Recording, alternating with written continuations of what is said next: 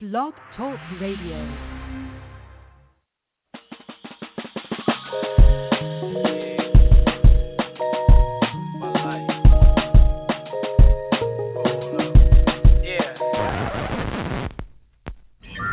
Warning. Okay, I'm reloaded.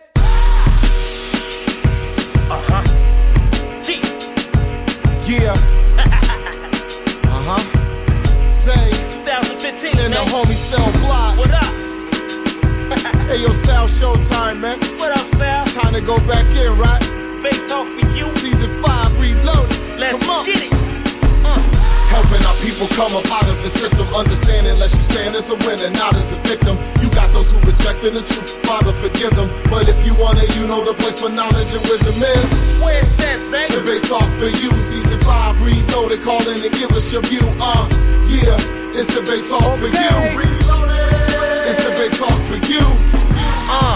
Back at it like we never left. Gotta say, I see the devil left. Another level, yes. Feel like a rotated metal F. Cause my bars declare war with the treble clef. Helping our people come up out of they slumber, awaken them from the dead. They like zombies walking among us, and also removing that what encumbers, making them dumber. And prayerfully this will let the light shine through like in summer. Amazing, spread the gospel and also acts of apostles, and seemingly make demeanor coming off hostile. I growl at them.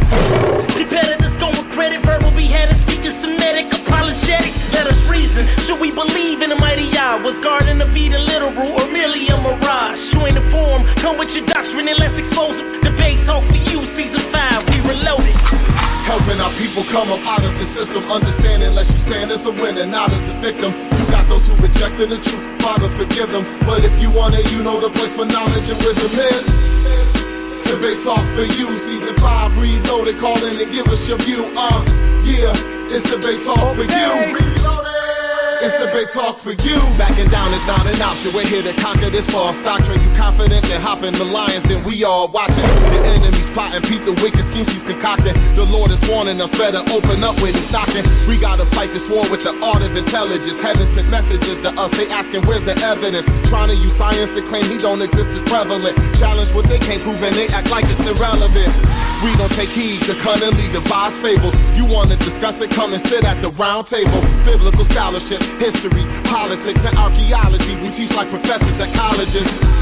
The word is of no private interpretation. Every man will try to make his point with great determination. Our job is to plant and water, then wait for germination. My only purpose is to worship God and serve the nation.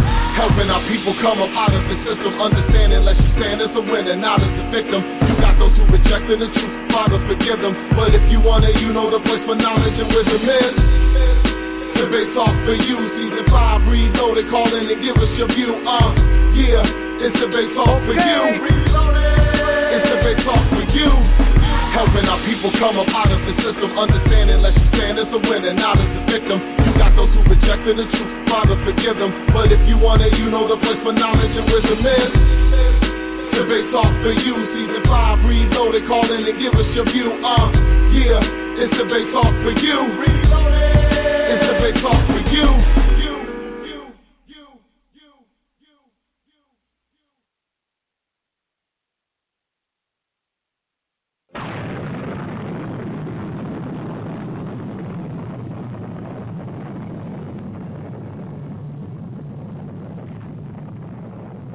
Welcome to the planets of the beats. The Beat Talking Radio.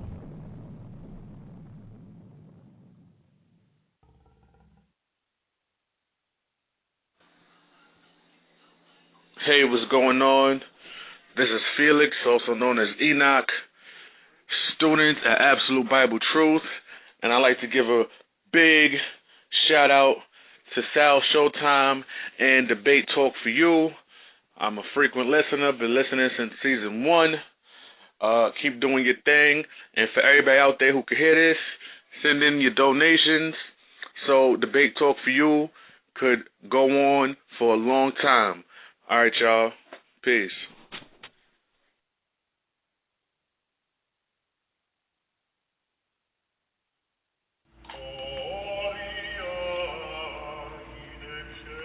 This is Frank Nowak, coming straight out of Phoenix, Arizona,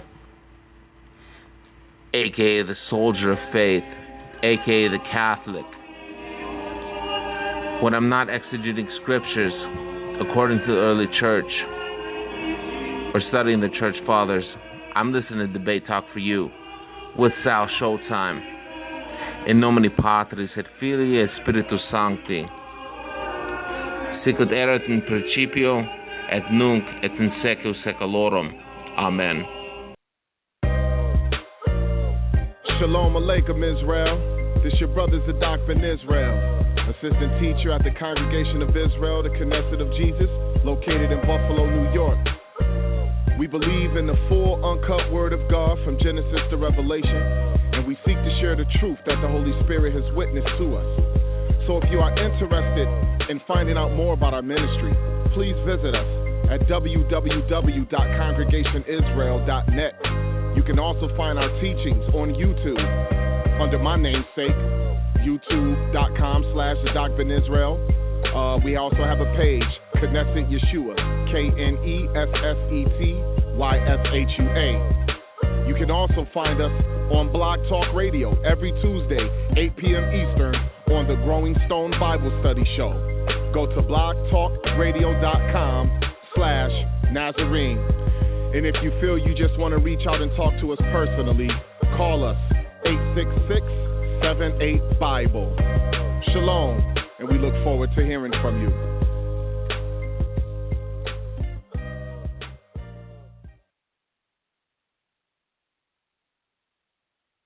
Good morning, good afternoon, and good evening, brothers and sisters. This is Brother Stanley of Sin No More Ministries, here to encourage you all to support Sal Showtime on Debate Talk for You.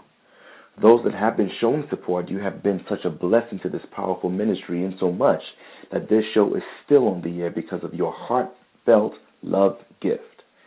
For those who are unable to give, we are still praying that you reach down into your pocket for $1. Yes, that's exactly what I said. I said $1. That same paper that you use for that vending machine. Amen? That dollar will make so much of a difference in this ministry.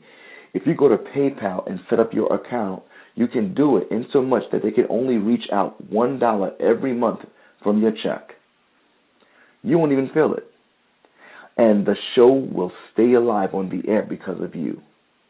You'll have such powerful debates every week for years to come. So go to www.paypal.com, then use the email debatetalkforyou@gmail.com. That is debatetalk4u@gmail.com to donate. God bless you all. Yeah, shalom. I want to give a shout out to Sal at Debate Talk for You. What's going on? Hey, Debate Talk for You is where it's at. You know, get your verses straight, put your cell phone record, come on board, present what you got. If anyone try to cut you off, Sal will just mute that guy's mic. You know, he'll let you express what you got. He'll let you present what you studied for. Let the audience decide if what you got, you know, is inside the scriptures. Debate Talk for You, once again, shout out to Sal. Terrific job. Hey, you can press it number 1 or find yourself on a lion's den.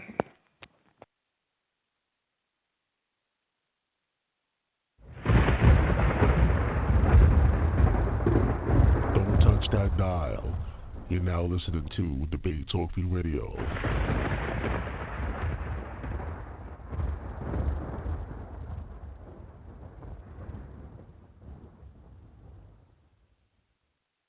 This is Renald Francoeur representing from Atlanta, Georgia. And when I'm not busy in the studio, I'm checking out Debate Talk for You Radio. Keep up the great work, Sal Showtime.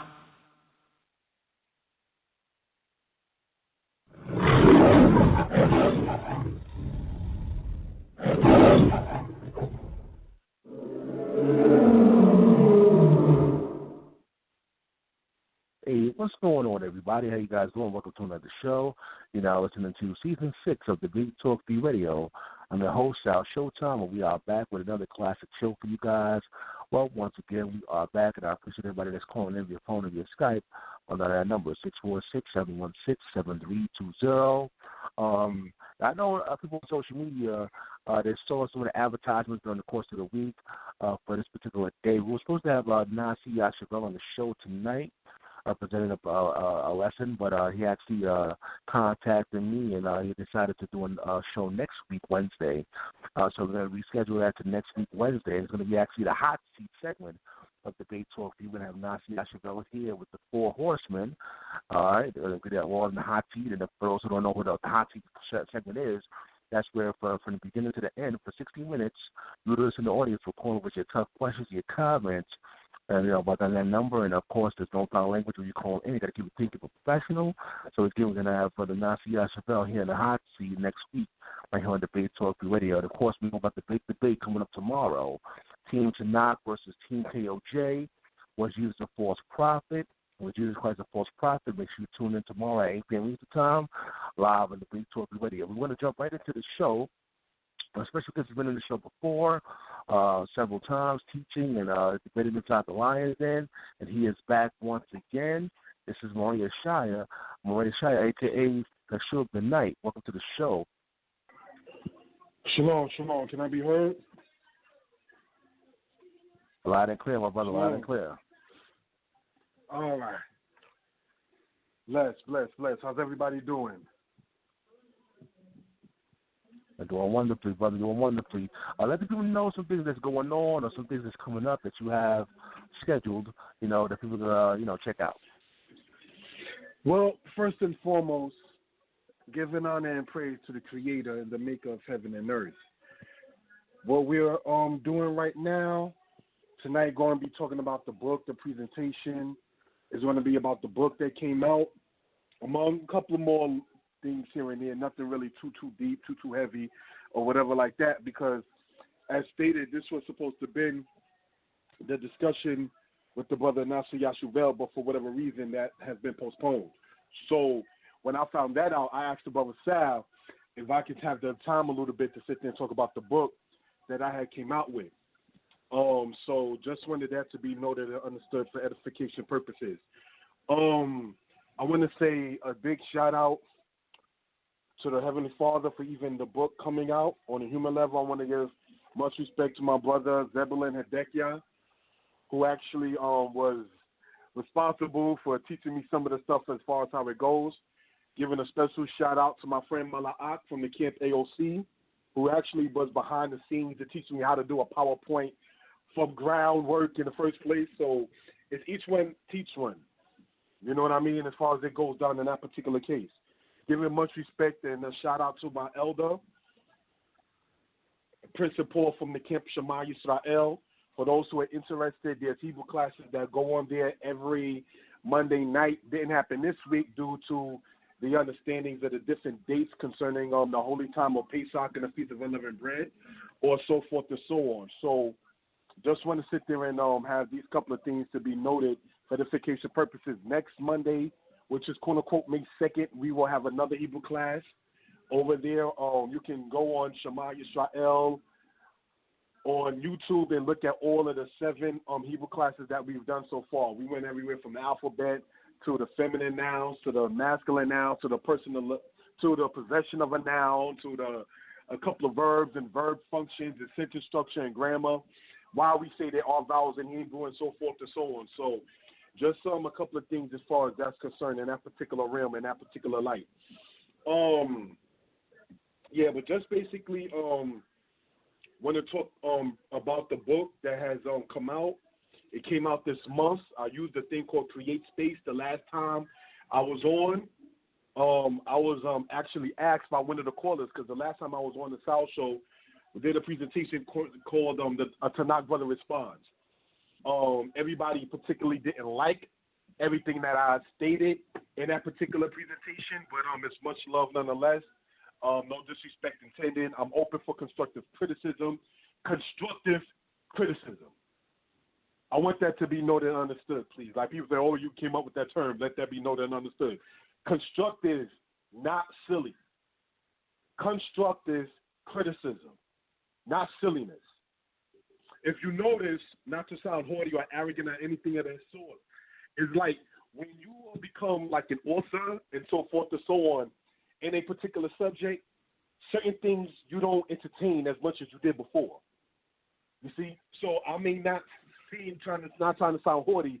Don't jump in every single debate. Don't run to be on everybody's YouTube. Don't want to sit there and sit on everybody's couch. You understand? And so forth and so on, because every click and like ain't a good like, and every like to say, and every dollar is not a good dollar. So it's not about trying to be an attention whore or anything of that sort. It's just about trying to get the knowledge out there. Those who may want it will want it. Those who don't want it don't want it. On my personal YouTube channel, you can go there yourself. The channel is entitled Moreh Yeshaya, MorYeshiah. And on there, I state how to get the book via Amazon, via CreateSpace, via the ISBN number, and my business telephone number for those who are interested, and my email address for those who are interested. So just want to go over those couple of things in that particular realm as far as that's concerned. All right, Sal? All right, just to let people know, we have the website for the book and everything inside on the description box. For those listening on the phone, let people know the website. And also let them know the title of the book for those people that's on the phone or via Skype. Let them know the name of the book and things of that nature. All right, thank you for that. The name of the book is entitled Did the Torah Come from the Culture of Tomeri? And that's the subtitle, actually. The whole title altogether is Egypt Talk in Writing. Did the Torah come from the culture of Tomeri? Tomeri spelled in here as Tomeri. So that's what that is for everybody listening to Skype or other avenues who may never heard of the book that came out. The name, once again, is entitled Egypt Talk in Writing. Did the Torah come from the culture of Tomeri? The contact via email is kashubhut@gmail.com. I'll spell that out. KASHUB@gmail.com. KASHUBHUT@gmail.com. Once again, UBHUT@gmail.com. So that's the particular information concerning the book and that, so forth and so on. So just wanted that to be noted for edification purposes. All right? Now, lastly, concerning this, but not the end of the presentation, I want to state that I gave a couple of people different dates about when the book was going to come out, and I learned a valuable lesson in that. Try not to sit there and do that until the whole thing is entirely done, and then you'll be able to sit there and speak about it more confidently, more shortly, as opposed to somebody thinking that you're just pulling their leg or, or something of that sort. All right. Another way in which to get it is two other ways. There's the telephone number that I'm going to provide. That's my business phone number at 908-587-4841. That is number 908. That's a New Jersey area code. 908-587-4841. And if anybody wants to go by the website, you can look at Danite Publications at beitaguda.org. It's a long word, so I'm going to spell it out. Danite, D-A-N-I-T-E, Publications, self-explanatory. Danite Publications .beitaguda, BAYTAGOODAH.org. beitaguda.org or DanitePublications.beitaguda.org. All right? So also want to give an acknowledgement to my brother, as stated earlier, Zebulon and Levi Hedekiah. You can also look on the same website, but instead of typing Danite Publications.beitaguda, you just type in beitaguda.org, and you can see the list of his books as well. All right? So just for edification purposes concerning that particular matter.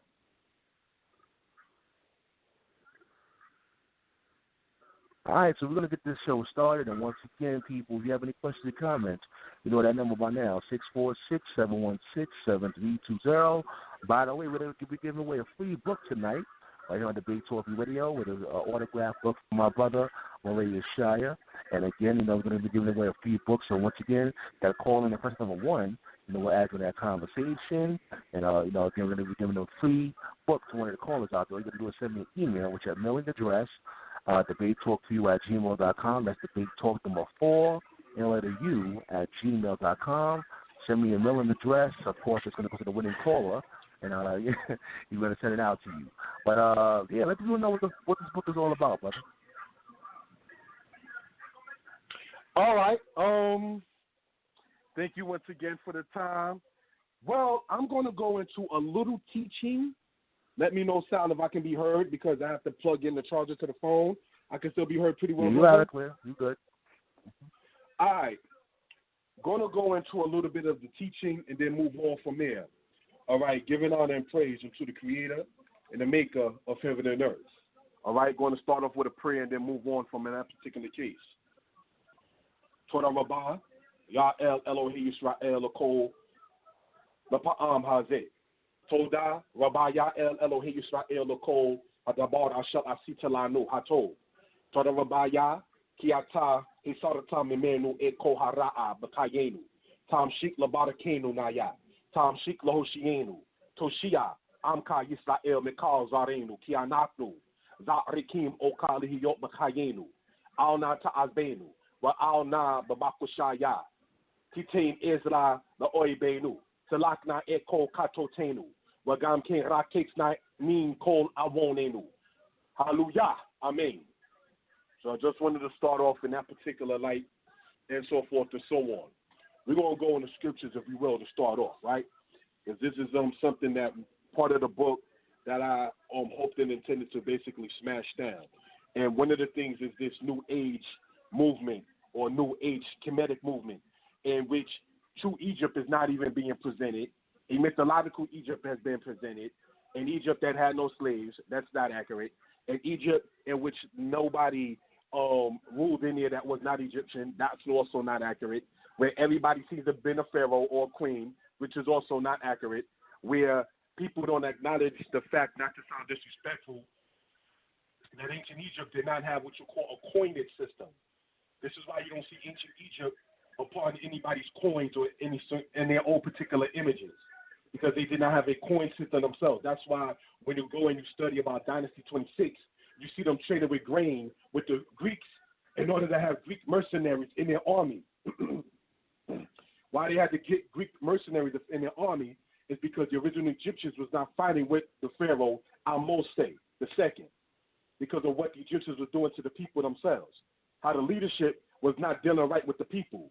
So when you get even before that in Dynasty 20, and you start reading about different wars and different riots and different uprisings within the different cities or nomes of ancient Egypt, it's not too hard to figure out why. That takes you back to the prophecy of Isaiah chapter 19, where it says concerning Egypt that kingdom will be against kingdom and city shall be against city. That happened during the time after what you call Dynasty 19. You understand, historically. But yet they want to sit there and tell everybody that the Bible basically, is just a book of astrology, and it is basically a book of mythology. These same people, no offense intended, don't get into history. You understand? So that's where it boils down in that particular light. So we're going to start in Exodus or Shemot, chapter 2, verse 11, and it reads as follows. And it came to pass in those days when Moses was grown up, that he went out unto his brethren, and looked on their burdens, and saw an Egyptian smiting a Hebrew, one of his brethren. And he looked this way and that way. And when he saw that there was no man, he smote the Egyptian and hid him in the sand. And he went out the second day, and behold, 2 men of the Hebrews were striving together. And he said to him that did the wrong, Wherefore smitest thou thy fellow? And he said, Who made thee a ruler and a judge over us? Thinkest thou to kill me, as thou didst kill the Egyptian? And Moshe feared and said, Surely this thing is known. Now when Pharaoh heard this thing, he sought to slay Moshe, but Moshe fled from the face of Pharaoh and dwelt in the land of Midian and sat down by a well. Now I want to just sit there and have that to have been read for edification purposes. Now, many people will sit there and not fully understand what had happened and then build a story around something in which they lack the understanding of. Most people who read or heard what was just stated will sit there and say, oh, okay, he murdered a man or he killed the man and then he had to run. That's not what happened. What happened was he saw his brother being attacked by an oppressor, and so he defended his brother. You understand? And one of the things I point out in a book that I came out with, it's interesting that in the so-called conscious community, the New Age Kemet movement, he's deemed as a bad person, just like the black guy on the train that had a knife that had to sit there and fight the cops back in the 1990s is deemed as a bad person. Well, what was he doing with a knife when the police was attacking him on the New York City train? You understand? So it just goes to show you the mentality that has been pervading. The same mentality that they have toward Moshe or Moses is the same mentality that the white man had toward the black man in slavery, such as Nat Turner. This is the New Age Kemet that the book is attempting to sit there and break and smash that down. You don't have no defense. You don't have no courage when you're sitting up there trying to deal with somebody else's sciences. You understand? You don't have the mindset to sit there and say, you know what we're going to do is sit there and gather around and get things together to make a move. Because, hot doggone it, what you got to do is look at Hatshepsut, look at Ramses, and look at somebody's pyramid. Doing I got no kind of intention for the future. This is why even when you go and see, I'm not going to blow up nobody's name, the brother that he was speaking to, but even when you watch the brothers from AOC, when the brother General Hashar was speaking to another brother saying that we are going to sit there and have the kingdom and rule for X amount of years and timing, the brother that he was speaking to said, y'all going to rule for X amount of years? And Hashar had to tell the brother, no, I'm talking about our seed, our future. Those who deal with the New Age Kemet, quote-unquote, science ain't got no concept of the future. That's why the brother Hashar was speaking to had no concept of what in the world he was talking about. Like, huh? What? Who? Here? Huh? You understand? So that's the sadness and that has actually come down into playing. So I just want to sit there and state what's going on. So the next day, Moshe or Moses seen two of his Hebrew Israelite brothers. They in a quarrel and so forth and so on. So what he does, he sits there and says to the one who hit this brother, why would you sit there and do that to your brother, man? And then the coon, in this case, he actually sits there and says, well, who made you a judge? Like, who you, dude? You're going to kill me like you killed an Egyptian? Basically what he was saying is, are you going to kill me like you killed Massa? That's what he said. And what he was saying, then Moshe himself was, surely this thing is known, so now I got to flee. You know why? Because there's too many coons being presented. There's too many Egyptianized Hebrews that's being out there, sitting out there saying, well, we should still try to sit there and understand that no matter what they do, they got to be right because they were great because they did this, that, and the third. Nah, your works don't sit there and supersede your deeds. I want you to understand what I just said. Your works do not supersede your deeds. What I mean by that, there is the word abad, to work, and there is the word pa'al in Hebrew, meaning to do an act or to do a deed. There's a difference. If you are sitting up there building things that you got from stealing, that's not going to be blessed. That's not a good thing. The deed might look good at the end, but what you did to acquire that wasn't necessarily the best option to sit there and gain that.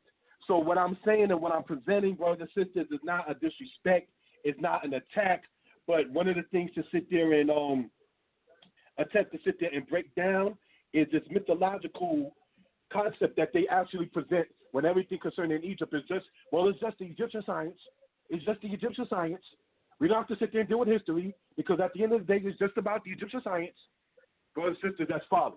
So most people who are Israelites who've heard others who try to speak upon that situation after where Moshe, they usually have heard things like, oh, he just killed the man and then he ran away. You forgot about the fact that he was defending his brother. You understand? There wasn't going to be no people like you saw, unfortunately, what happened in Maryland when you had a line of black men standing in front of police. That wasn't happening under the rulership of Moshe. Leadership. You don't sit there and see your brother being attacked and you're going to sit there and do absolutely nothing to sit there and help your people. He was a defender for his people in his own cause. We always talk about revolution and standing up against the oppressed. Then when we read a story about it, we're like, well, he might have just simply had just killed somebody and then he had to run. You have the same mentality that the white man has toward the black slave that rose up against the oppressors. So I just hope that could be noted and understood for edification purposes. All right, so we're going to move on. And the next thing, I have a book here, right, for edification purposes. I've read this book before when we went into the thing on the same Showtime show. I believe it was earlier this year. I forgot which season, pardon me, Sal. but one of the times in which we were speaking about history of the Atlantic slave trade. And I read parts of this book here that I'm about to read now. And it is entitled From Slavery to Freedom, right? I'm going to go to page 161. This is a college reference book, actually, when you get right down into it. All right? And here is what it says. All right? It says this. Much more disturbing to the whites of the South were the numerous instances of slaves doing violence to the master class. Poisoning was always feared, and perhaps some planters felt a real need for an official taster, meaning poisoning the food is something they used to do in the South during slavery. Our people were just not always the docile type, be a house slave or the field slave. So we got to know and understand history. All right? So let that be noted for edification purposes. Then it says this. Another Georgia master was killed by a slave who stabbed him 16 times. Another part says this. The slave of William Pierce of Florida killed his owner with an axe when Pierce sought to punish him. Carolina Turner of Kentucky was choked to death by a slave whom she was flogging. Every southern community raised its annual crop of runaway slaves. Both federal and state legislation aided in their recovery, and many slaves escaped forever. The practice of running away became so widespread that every state sought to strengthen its patrol and other safeguards to little avail. Hardly a newspaper went to press without several advertisements listed runaways, and sometimes there were several columns of such advertisements. The following is typical.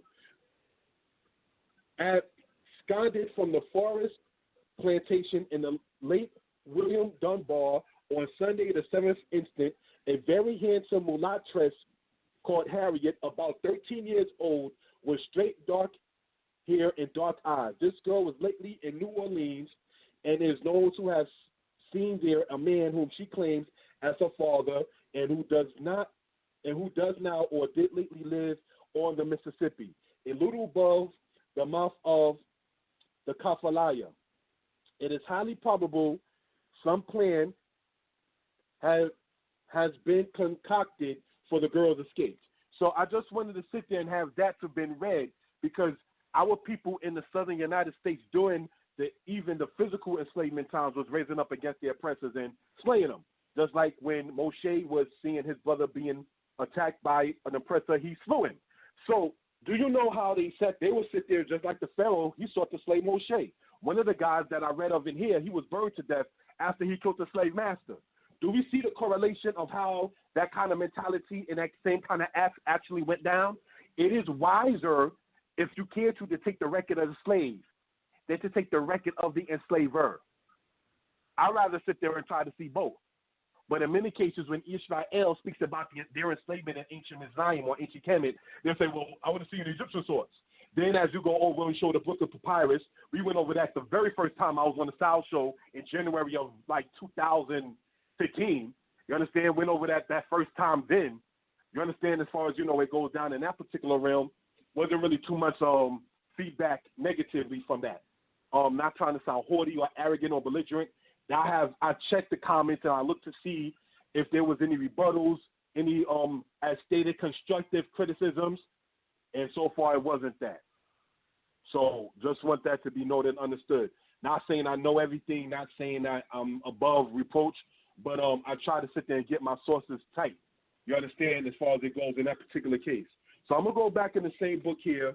It is entitled From Slavery to Freedom, and the author, for those who are wondering, is a guy named John Franklin and Alfred Moss. All right? And we're going to go to page 165 in this same book. 164, that is, in the same book, and read the following. It says, upon the occasion of the solar eclipse in February 1831, Turner, speaking of Nat Turner, decided that the time had come for him to lead his people out of bondage. He selected the 4th of July as the day, but when he became ill, he postponed the revolt until he saw another sign.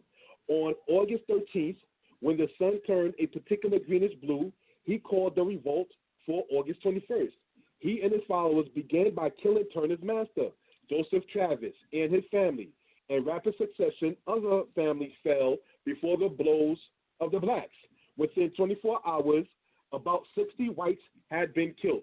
The revolt was spreading rapidly when the main group of blacks was met and overpowered by the state and federal troops.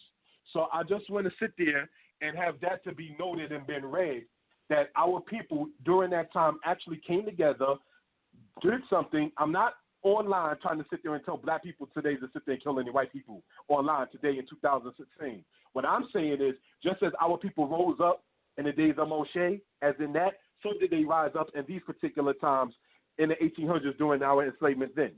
You see? But the point is also is that we're going to sit there and see how these particular people are viewed, because the same mentality that the European, the so-called white man has concerning black enslavement is the same mentality that the New Age Kemet Society or Saw Kemet Science Society has concerning black people, speaking about us as being Israelites and Moshe and Moses and so forth and so on. When you mention the record from Seti I, entitled Anastasia Papyrus 5, it speaks about ancient Egypt having slaves. One person responds by saying, well, I read that and there was only 2 slaves. Like, dude, if there's 2, there's more.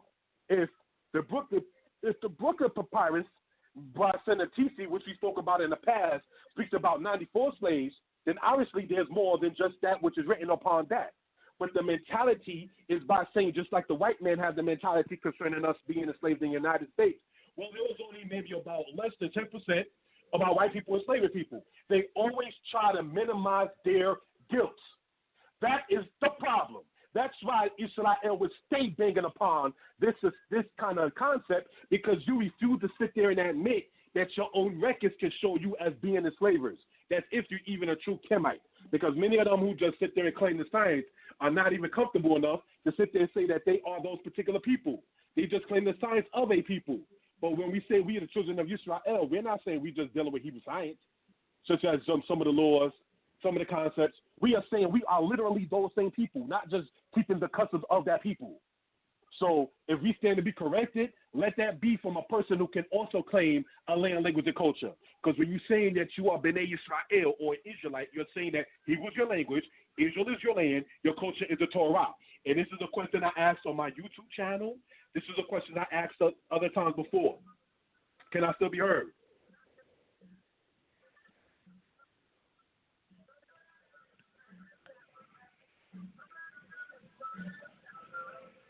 Can I still be heard?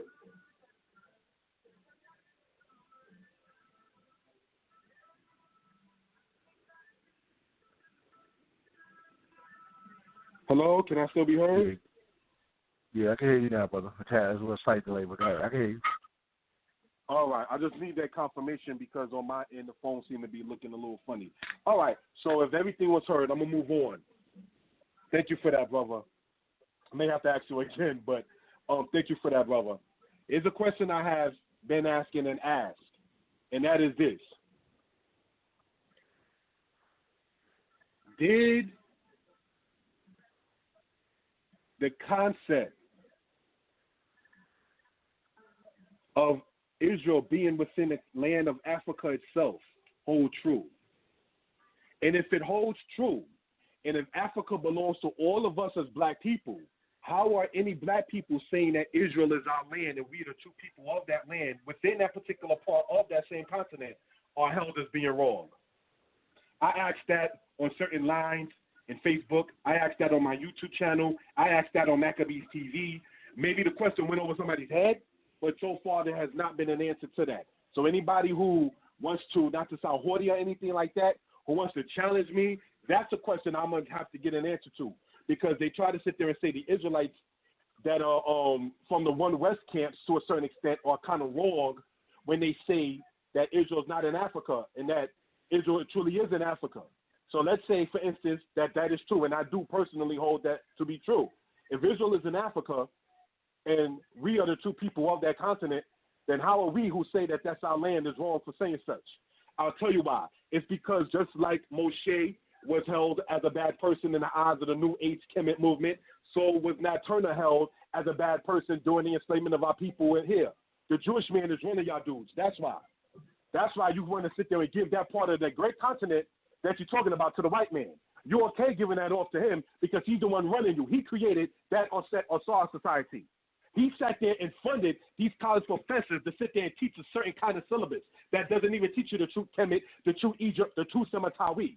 That's why they hop all over from Cush, Napata, Meroe, Kermer, Hapsetsit, Ramses, Thutmose, Akhenaten, and sit there and teach you all kinds of things just based upon the nobility without understanding the daily life of the people, the common life of the people, what the people were about. They don't call Herodotus because when you call Herodotus, it doesn't look good because Herodotus spoke about the men sitting down to urine and the woman standing up. So it doesn't look like the quote-unquote pleasant sight. Whereas you don't have to go to external historical references about Israel or the children of Israel's wrong because the scriptures is all right there. You want to know what happened with Israel? Build to the true house I'm speaking of, go to Ezekiel 22. It gets into that particular aspect.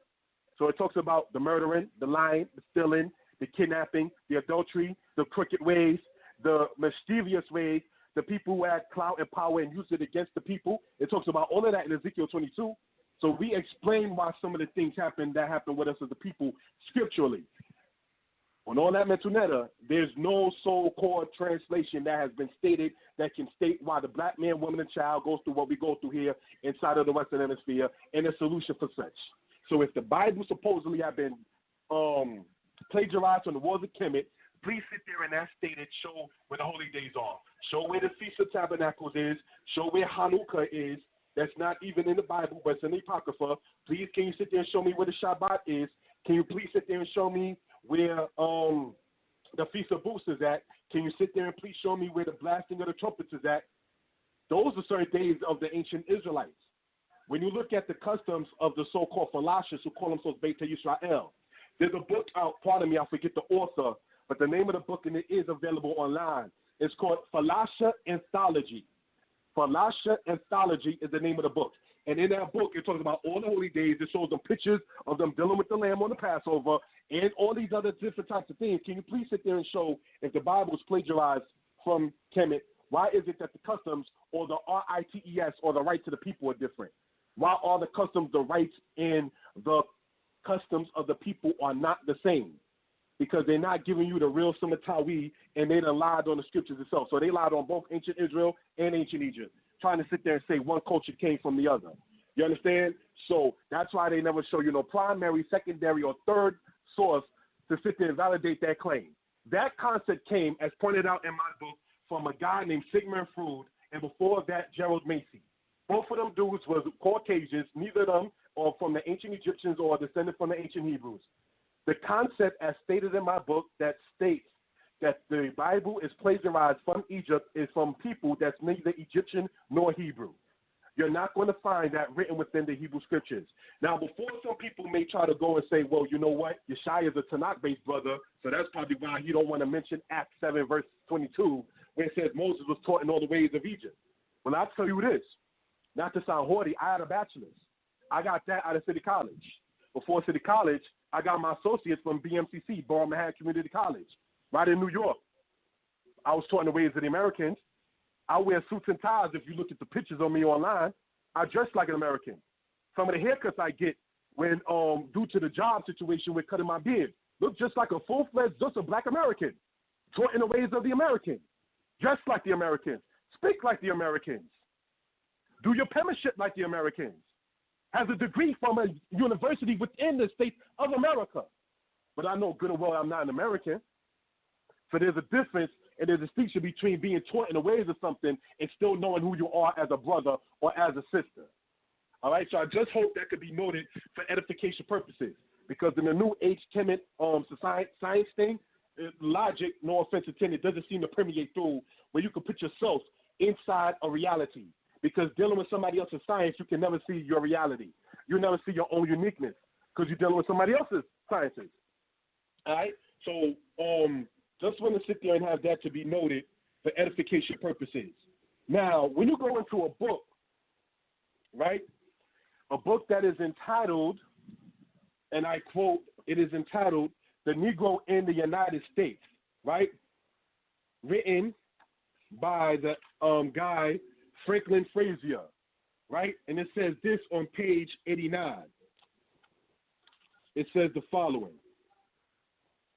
Turner was a mystic who had found in reading the Bible, he regarded as a solution of the problem of Negro slavery. So Nat Turner was literate. Nat Turner read things. Nat Turner didn't go by mean scholarship with no sources and no references. All right? So let's go in the same book on page 87. And it says this. This is concerning the slavery revolt under Gabriel Prosser in the early 1800s. It says the following. It appears from the scanty information available that the Bible was used to impress the Negroes that they, as the Israelites, could throw off the yoke of slavery and that God would come to their aid. Now, as stated, this is coming from the book entitled The Negro in the United States by Franklin Frazier, right? And it says what? It appears from the scanty information available that the Bible was used to impress the Negroes that they, as the Israelites, could throw off the yoke of slavery. So we, as a people, already been saying that we are the people of the Israelites. And that dates back all the way to the early 1800s.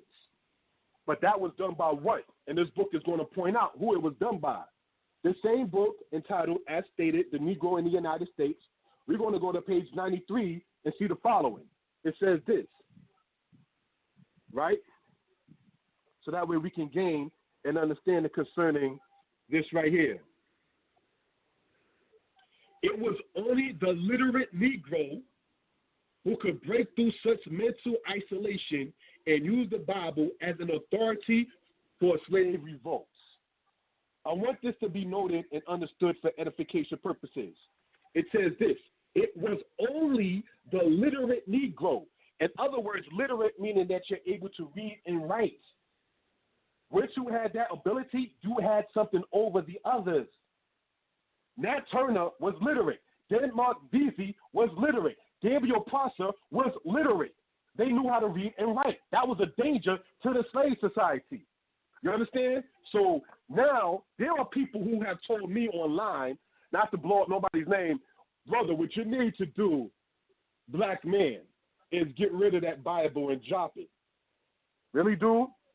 That's what you think I should do? You're going to tell another black man that he shouldn't read something? What black man tells another black man to not read? I'm telling you, it is the New Age Society Kemet. That's the one who sits there and tells you not to sit there and read something, man. The New Testament, for instance, it tells you, study to show yourself approved. The Apocrypha teaches us, be ye not ignorant of anything. The Old Testament says, what? I, wisdom, dwell with prudence to find out knowledge of devices. So I'm not saying I know everything. I'm not saying I'm not open to constructive criticism. What I am saying, quite candidly speaking, is that when you tell somebody to not read something, something's wrong with you. Can't trust that kind of person. Can't trust that kind of entity. Can't trust that kind of energy. I got to block you. I can't sit there and roll with that kind of energy. You hope I'm ignorant of anything. When you watch Maccabees TV, that was set up by my brother and my friend, Priest Daniela Benyamin, there were different library challenges. The brother from FOPE did a library challenge. I did one. The brother Priest Daniela did one.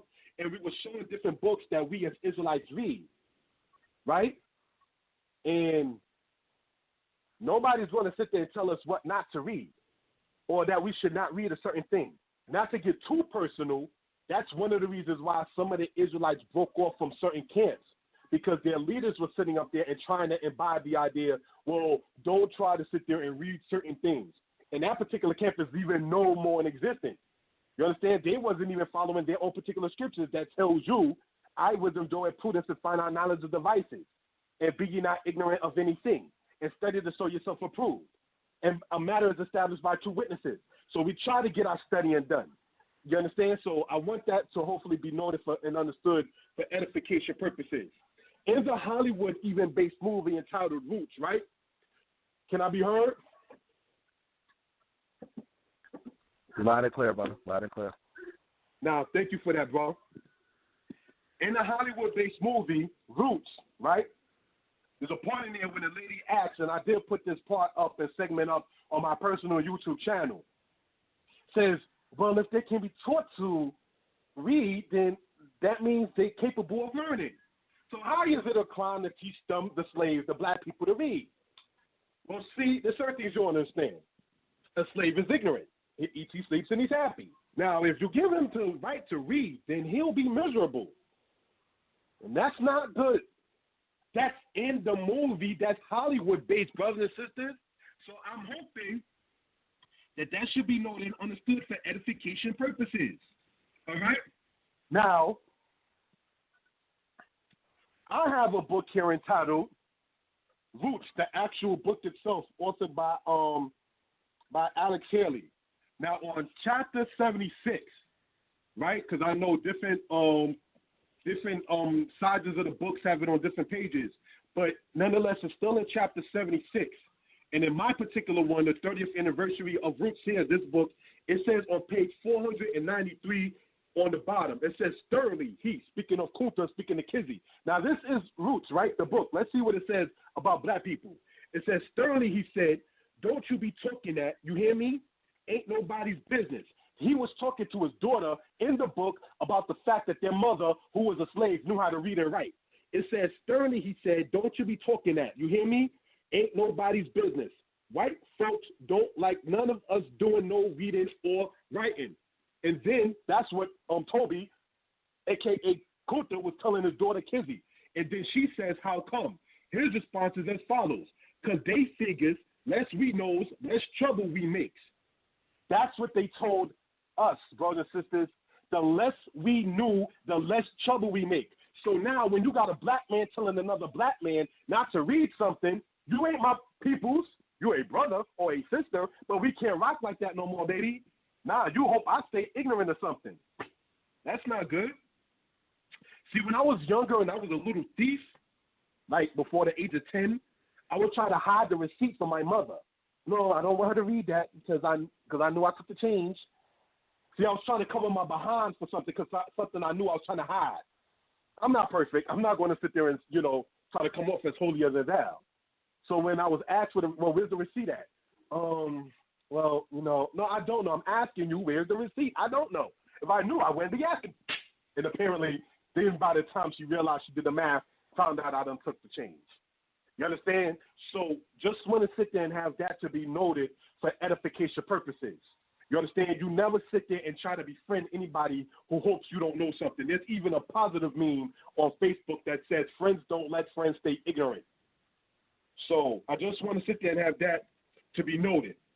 Now, in concluding that, it's not going to be a whole long discussion. Also, I'm going to just read part of the book that I came out with. All right? So that way, those who may call in, you're the third caller, you get a free copy of what this is, if you're interested. And as stated, I have no problem with constructive criticism. I know everything. I cite my sources. The bibliography is there within it and out of it. Now, I want to state to the people who already have the book, who told me they have it, the bibliography is done in a unique way in that I didn't state each and every single book in the bibliography, because when I stated the source, let's say Paul Johnson, or if I stated Sir Allen Gardner, or if I was citing T.G.H. James, or if I was citing Mu'atta Ashby, or if I was citing this one, that, or the third, what I did was I put it in the reference within the quote itself. Therefore, legally, I didn't have to sit there and put it in the bibliography again, because not doing plagiarism, which is a hard-used word, with lack of understanding, I made sure I gave credit and sources for where I got my information from. All right?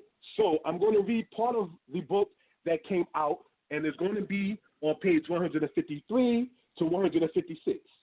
All right? And here is what it says in part. Okay. It says the following. In ancient Egypt, there were 32 dynasties. Of the 32 dynasties, we see that the 15th, 22nd, 25th, 27th, 31st, and 32nd were ruled by those who were not native of Kemet. The 15th and 16th were dynasties of the Hyksos from Asia. I discussed the Hyksos quite extensively in this, in the book that is. The 22nd were Puttites or Libyans. The 25th were Cushites or Ethiopians. The 27th and 31st were Persians. The 32nd were Greeks. The last Greek ruler of Egypt was Ptolemy the 15th. After the rule of the Greeks over Egypt, Egypt became a Roman province. Is this why Egyptologists are so fascinated about Egypt, or are they researching the place that they conquered? Not to sound arrogant, but not one king on the throne of Israel or Judah was not of Israel or Judah. Though, hello? Can I be heard? I thought you were saying something, Sal. Can I be heard? Yeah, you're loud and clear, brother. You good. All right, thank you. I thought you said something. Sorry about that. Though spiritually, some of the kings of ancient Israel and Judah, well, most of them in character were wicked, we see that all the good and bad kings of Israel or in Yehuda were of their own people. In the 6th to the 12th century AD, we see that Islam was rife, R-I-F-E, in the earth. We see that blacks were made to convert to Islam. Thus today, we see Muslims in Africa. Also, there are, as J.A. Rogers states in his book, 100 Amazing Facts About the Negro, that West Africa has black Jews also.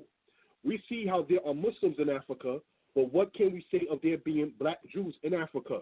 Did the white Jews do to the blacks in Africa as the Muslims in Africa did to the blacks? No. There was no jihad against those of the El Sharia, or the holy war against those of the days of ignorance, as was done to blacks by Arabs in Africa. So how can we account for the records that are left in part for Mungo Park, Leo Scipio Africanus, J.A. Rogers, and Nahum Schultz, all mentioned within Babylon and Timbuktu, by the way, among others, who say that the black people fled from the land of Israel during the Greek and Roman Empire and scattered into West and Northern Africa. Even Dr. Ben cites this in his book, which is actually cited in source in this book. Besides the situation of the Beta Yisrael being made to convert in the 20th century to become Jewish and adopt the Talmud and do Judaism, there is no mass conversion by force or otherwise in any part of Africa to Judaism. Also, the Beta Yisrael were noted as being Israelites prior to the European Jews' existence upon the earth. If anything, if you look at the fact that the Beta Yisrael, who are called Falashas, quote-unquote, was shot at by guns by Ethiopians when they were being airlifted to go to Israel, we see that Israelites are disliked by Africans in many cases. Some state that Israel copied the belief in one God from Akhenaten, who ruled in the 18th dynasty. Obviously, people knew about believing in one God before Akhenaten. Akhenaten, according to the Torah, would have been deemed a wicked person due to Deuteronomy 17, which says as follows: if there be found among you within any of your gates, which the Most High thy King giveth you, a man or a woman, that have wrought wickedness in the sight of the Most High thy King, and transgressed in his covenant, and have gone and served other gods, and worshipped them, either the sun or moon or any of the hosts of heaven, which I have not commanded, and it be told thee, and thou hast heard of it, and inquired diligently, and behold, it be true, and the thing certain, that such an abomination is wrought within Israel. Then shalt thou bring forth that man or that woman which hath committed that wicked thing unto thy gates, even that man or that woman, and shalt stone them with stones that they die. The ancient Canaanites made a plea to Akhenaten of Egypt and to send help to Jerusalem due to the Kabiru who were attacking. This can be found as stated in the Amarnat records. Egypt had provinces in other lands. In the time of Esarhaddon of Assyria, we see that Egypt was conquered in 671 BC. Then in the time of Cyrus of Persia, namely his son Cambyses, it was conquered again in 525 BCE. The Persian Empire was from 538 to 331 BCE, and Egypt was not in much power of herself after Dynasty 27 when Cyrus conquered it, namely his son Cambyses. The Persian rule over Egypt was during the 27th Egypt as stated. Then Egypt came back in Dynasty 28 and ruled over their people, but that was short-lived, which shows you that they still, in their own way, not being labeled as an Egypt hater, had their own monopoly in their own national spirit. Persia came and ruled over Egypt yet again in Dynasty 31. The Persian Empire came to an end when Alexander defeated the army of Darius III. The native Egyptians, according to J.C. DeGrasse, in his book entitled vanished Negro civilizations were happy to see Alexander defeat the rulers who were the Persians. So with that, that's part of the book, some history. As far as states with that, I'm open to constructive criticism. I hope I didn't sound disrespectful or mean or harsh, because like my sister who listens to some of the presentations say that I come off as boastful and belligerent, and I like to get constructive criticism, and I hope such was not the case in this particular manner. And if I did offend anybody, I do apologize. And I want to state for the record, I'm not apologizing to get sales like somebody else we know who apologized before a debate came to everybody, so that way you can sit there and give more money. Because if you sit there and look at the present and the past shows I did on this, I apologize when the book was even laying dormant. So I state without a shadow of a doubt that if I have offended, I do apologize to my brothers and sisters. This truth has to come out. And with that, I'll pass the mic over to the brother Sal. And thank you for the time. Torah to the Father. And also on the human level, giving a shout out to my peoples, Priest Daniela, my brother who was, I'm going to say it raw, a thorn in my side about getting this book out. That doesn't say the brother Nasi Yasubel, but it's out. You understand? I appreciate your help and your advice as far as it goes down in that. If you're hearing this now or hear this later, big ups to you. Big ups to your father, Prince Paul, Makane Shema Israel. Giving a shout out to my brothers Hashar, my brothers from AOC, my brothers from the lines of Israel, my best friend, Pawar, and as well as my brother, Yawasop. And also I want to give a special shout out and a thanks once again on the human level to the brother Zebulun Ben Levi Hedekya. And if you can go on baitaguda.org and look at his books, or go to Danite Publications.baitaguda.org to look at my book and videos. All right? So with that, I say shalom. Torah for the time.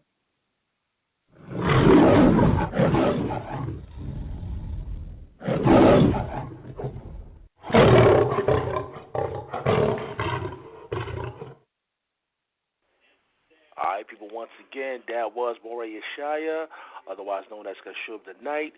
Again, did the Torah come from the culture of Tomeri? The number is 646-716-7320. You can call in if you're listening on social media, if you're listening on Blog Talk, you have any questions or comments about this particular book. Again, you know that number is 646-716-7320. And once again, we're doing a free giveaway of an autographed book from yours truly. And again, we appreciate the listeners out there all over the globe checking out the Debate Talk Radio. But let's go to the first caller. Let's go to 646-592. You're live on the air. Hey, peace and blessings, Black African Power. This is your brother Garfield A. Reed here. How you doing today, brother Sal? Doing pretty good, brother. All right. How's my brother Kashub, the historian? How are you, my brother? Can you hear me? Yeah, Kashub, I can hear you now. I hear you. How are you? All right. I'm all right. I'm all right. Peace and blessings, brother. Black African Power. How are you? I'm all right. How are you? All right. I'm fine, my brother. All right. I have a couple of questions. One of the first questions I'd love to hear some clarity on. You said the Asar Aset Society was started by who? And what evidence do you have of this? Go ahead. Well, when you sit there and look at it, came out of universities. And when you look at the time frame and who runs the universities, who funds functions, and being a person who teaches part-time within one, there are certain things in universities they just will not allow certain black people to do. Hands down. When you look at a guy named, forget the first name, the guy's last name is Brown. He came out with a video and or book entitled The Jewish Onslaught. And if you look at some of the things that when black people speak about something, like Malcolm stated, not to sound haughty, anything that they support, you have to sit there and look with a weird eye or a scrutinized eye. So when you look at the fact that what they stand for, the whole concept that has been proposed to Israelites wasn't even talking about the greatness that happened with Mentuhotep, wasn't about the greatness that happened with Ramses. It was trying to sit there and bang against Israelites to say, well, can you prove Moses exists? What evidence is there to sit there and state whether or not the Hebrews existed of old is helping or hurting Egypt? That's how you can tell Beloved. No. I'm sorry. I don't mean to cut you, brother. But all I ask is, what evidence do you have that the Asar Osset Society was started? Don't give me an opinion and history. I'm just asking you, what evidence do you have that I could write on a piece of paper and check it out? Because I know this organization very well, and you made a video in Brooklyn, and I'm very perturbed because the Asar Osset Society has been around from 1973. And for you as a prominent brother in the Hebrew Israelite community, I'm really holding back right now because I'm very upset that you would make a charge on Sal Showtime. No, I'm saying, what is your proof or evidence to make a charge against the Asar Osset Society was started for a specific reason? I would like evidence and reference. That's all I want. I don't want a whole poem. That's all I'm asking. That's my first question. Can you provide evidence? If you can, just say I don't, and I apologize, and move on. I'll move on to the next thing. Go ahead. Okay. Well, as I stated, if you look at what they have purported, what they have taught, what they have stood for, and then you sit there and look at what they – let me just finish this. When you sit there and look at what they have taught, the dating that it was started, the fact that when Israelites made a move to go over to the land of Israel, they had to sit there and then create that. And that's how you know good and well. No, brother. I'm sorry. I'm not going to be able to finish. You're perpetrating a fraud on the community right now. I asked for evidence, and you're trying to tie it in to the brothers in Chicago that went to Dimona. That is garbage. No, that's not what I was saying. You need to stop that. That's not what I was saying. I asked for evidence, and you know what? I'm gonna put you on notice right now. If you continue to say this without evidence, I guarantee you, everywhere you speak, I'm going to be there with them. And I want you to say it in their face. Because what you're doing is wrong and false. And you need to be checked on it. That is wrong, brother. I asked you honestly, and I told you to move on if you don't have a straight answer. Now you're getting me upset. You need to stop that, brother. Because I made them aware of your claims. You have no proof. I asked, give me two things. I asked for evidence and a reference. And you tell me, when you look at this, that's not evidence, brother. Now you're shutting down an organization that's been around for 40 years. Can I ask you a question? How am I shutting anything down? Because you are making a claim that you can't back it up, black man. But how is it shutting anything down? So back how is it it up. shutting anything down? Give us a reference. Give me a date. Give me a year. Give me a name. Right now. And if you can't, apologize and move on. Be a man. You follow the Torah, follow the law. Don't be a false witness. And if you continue, brother, I'm giving you a warning right now. One last warning. If you don't correct this, I'm going to check you in person. And what am I supposed to mean to that? Hold on. First off, as a brother. First off, what do you mean you want to check me in person? Hold on. No, what do you mean you want to check me in person, B? Hold on, Godfrey. Hold on. No, what do you mean by that? One at a time. You're a great teacher, but you're a liar right now. This is what we got to deal with, B. This is what I'm saying because you are about that new age stuff. I got. Yeah, I had to read the book. This is what we got to sit there and deal with. I figured something may happen, but when somebody is going to sit there and first off not even let a brother finish what the brother was saying, and then sit there and say that you're going to sit there and appear and show up, I'm not even taking that kind of stuff serious, man. Let's just move on. That's not even. I'm too old for that.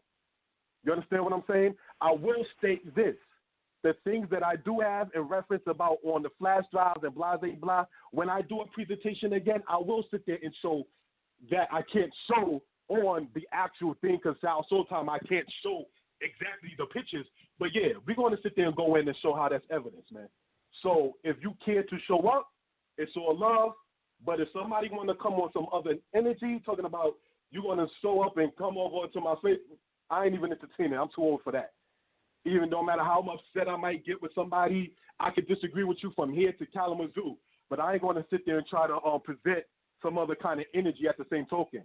Either I'll agree with you or I'll move on. That's just, as far as it goes down in that particular case. But on the other end, hands down, straight up and down, to sit there and straighten it out right here. If you look at, as stated, if I can still be heard carefully and clearly, if you look at what is being taught, who funds what, who proposes what, Who is the backbone of any organization? This is the point that I am mentioning and what I'm speaking of. And that's something that has to be brought out and exposed. So as far as it goes out in that particular case, am I saying that each and every single character or person within a particular organization is incorrect? No. Am I saying they wicked? No. Am I saying all Israelites are perfect? Absolutely not. But at the same token, if a person was asking for the date, we went over the date. The synagogue of Satan smashed down thing that was done, the date was provided. The reason it was provided, when the next presentation comes up, apparently somebody following somebody on YouTube or online, it can easily sit there and be pointed out in the next one because we do have another presentation that's going to be coming up. But I'm not going on some old rah-rah stuff. No, that's why I don't sit on everybody's couch, even though I've been invited to do presentations, because I see certain kind of ruach or ruchot or energy that's just like, nah, that's not even me. You know what I'm saying, as far as it goes down with that particular case. So like I stated before, if I offended anybody, I didn't intend to. If I upset anybody, I did not intend to. And so that's what I got to say about that.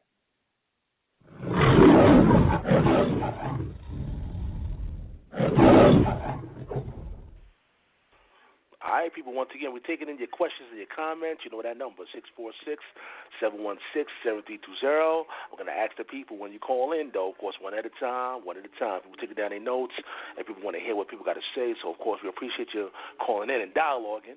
Of course, though, it's question time, though. And, again, my special guest is Kashub Danite, otherwise known as Moreh Yeshaya. So you can call in with your questions, your comments, and we got some more callers on the line. Let's go to 832-610. You're live in the air. Hey, what's up with South Showtime? This is Pit Boss. And I just want to tell the brother that, for me, he gave a wonderful exhibit here on some information. I mean, of course, I sit here, I'm a Pan-Africanist. I study all of them, Nat Turner, David Walker, Paul Coffey. I can run down the list. I do that every day in the fraternal order of Pan-Africanism. But definitely offered some information that was worthy for the show and enjoyable to hear. And as far as Garfield calling in, his ass is just a menace. And I'm sorry for, using that word. Yeah, keep it clean. Keep it clean. Yeah. Okay, I'll keep it clean for you. Ain't no problem. No problem. I appreciate that. But definitely the brother offered, he went and did his homework. If he got a few ballots, we all do that when we write, whatever case. But for the most part, the majority of the information was pretty solid, definitely informable. And as far as Garfield talking about, he gonna show up to check somebody. He needs to check himself.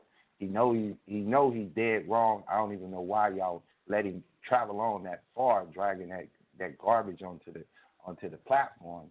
When it takes a lot of energy to come out here and speak. Of course, I'm from the Bible perspective, so we might differ in the Bible aspect, but I can overlook that to appreciate the homework that you went and done. So, from my perspective, I salute you for your information that you brought forward.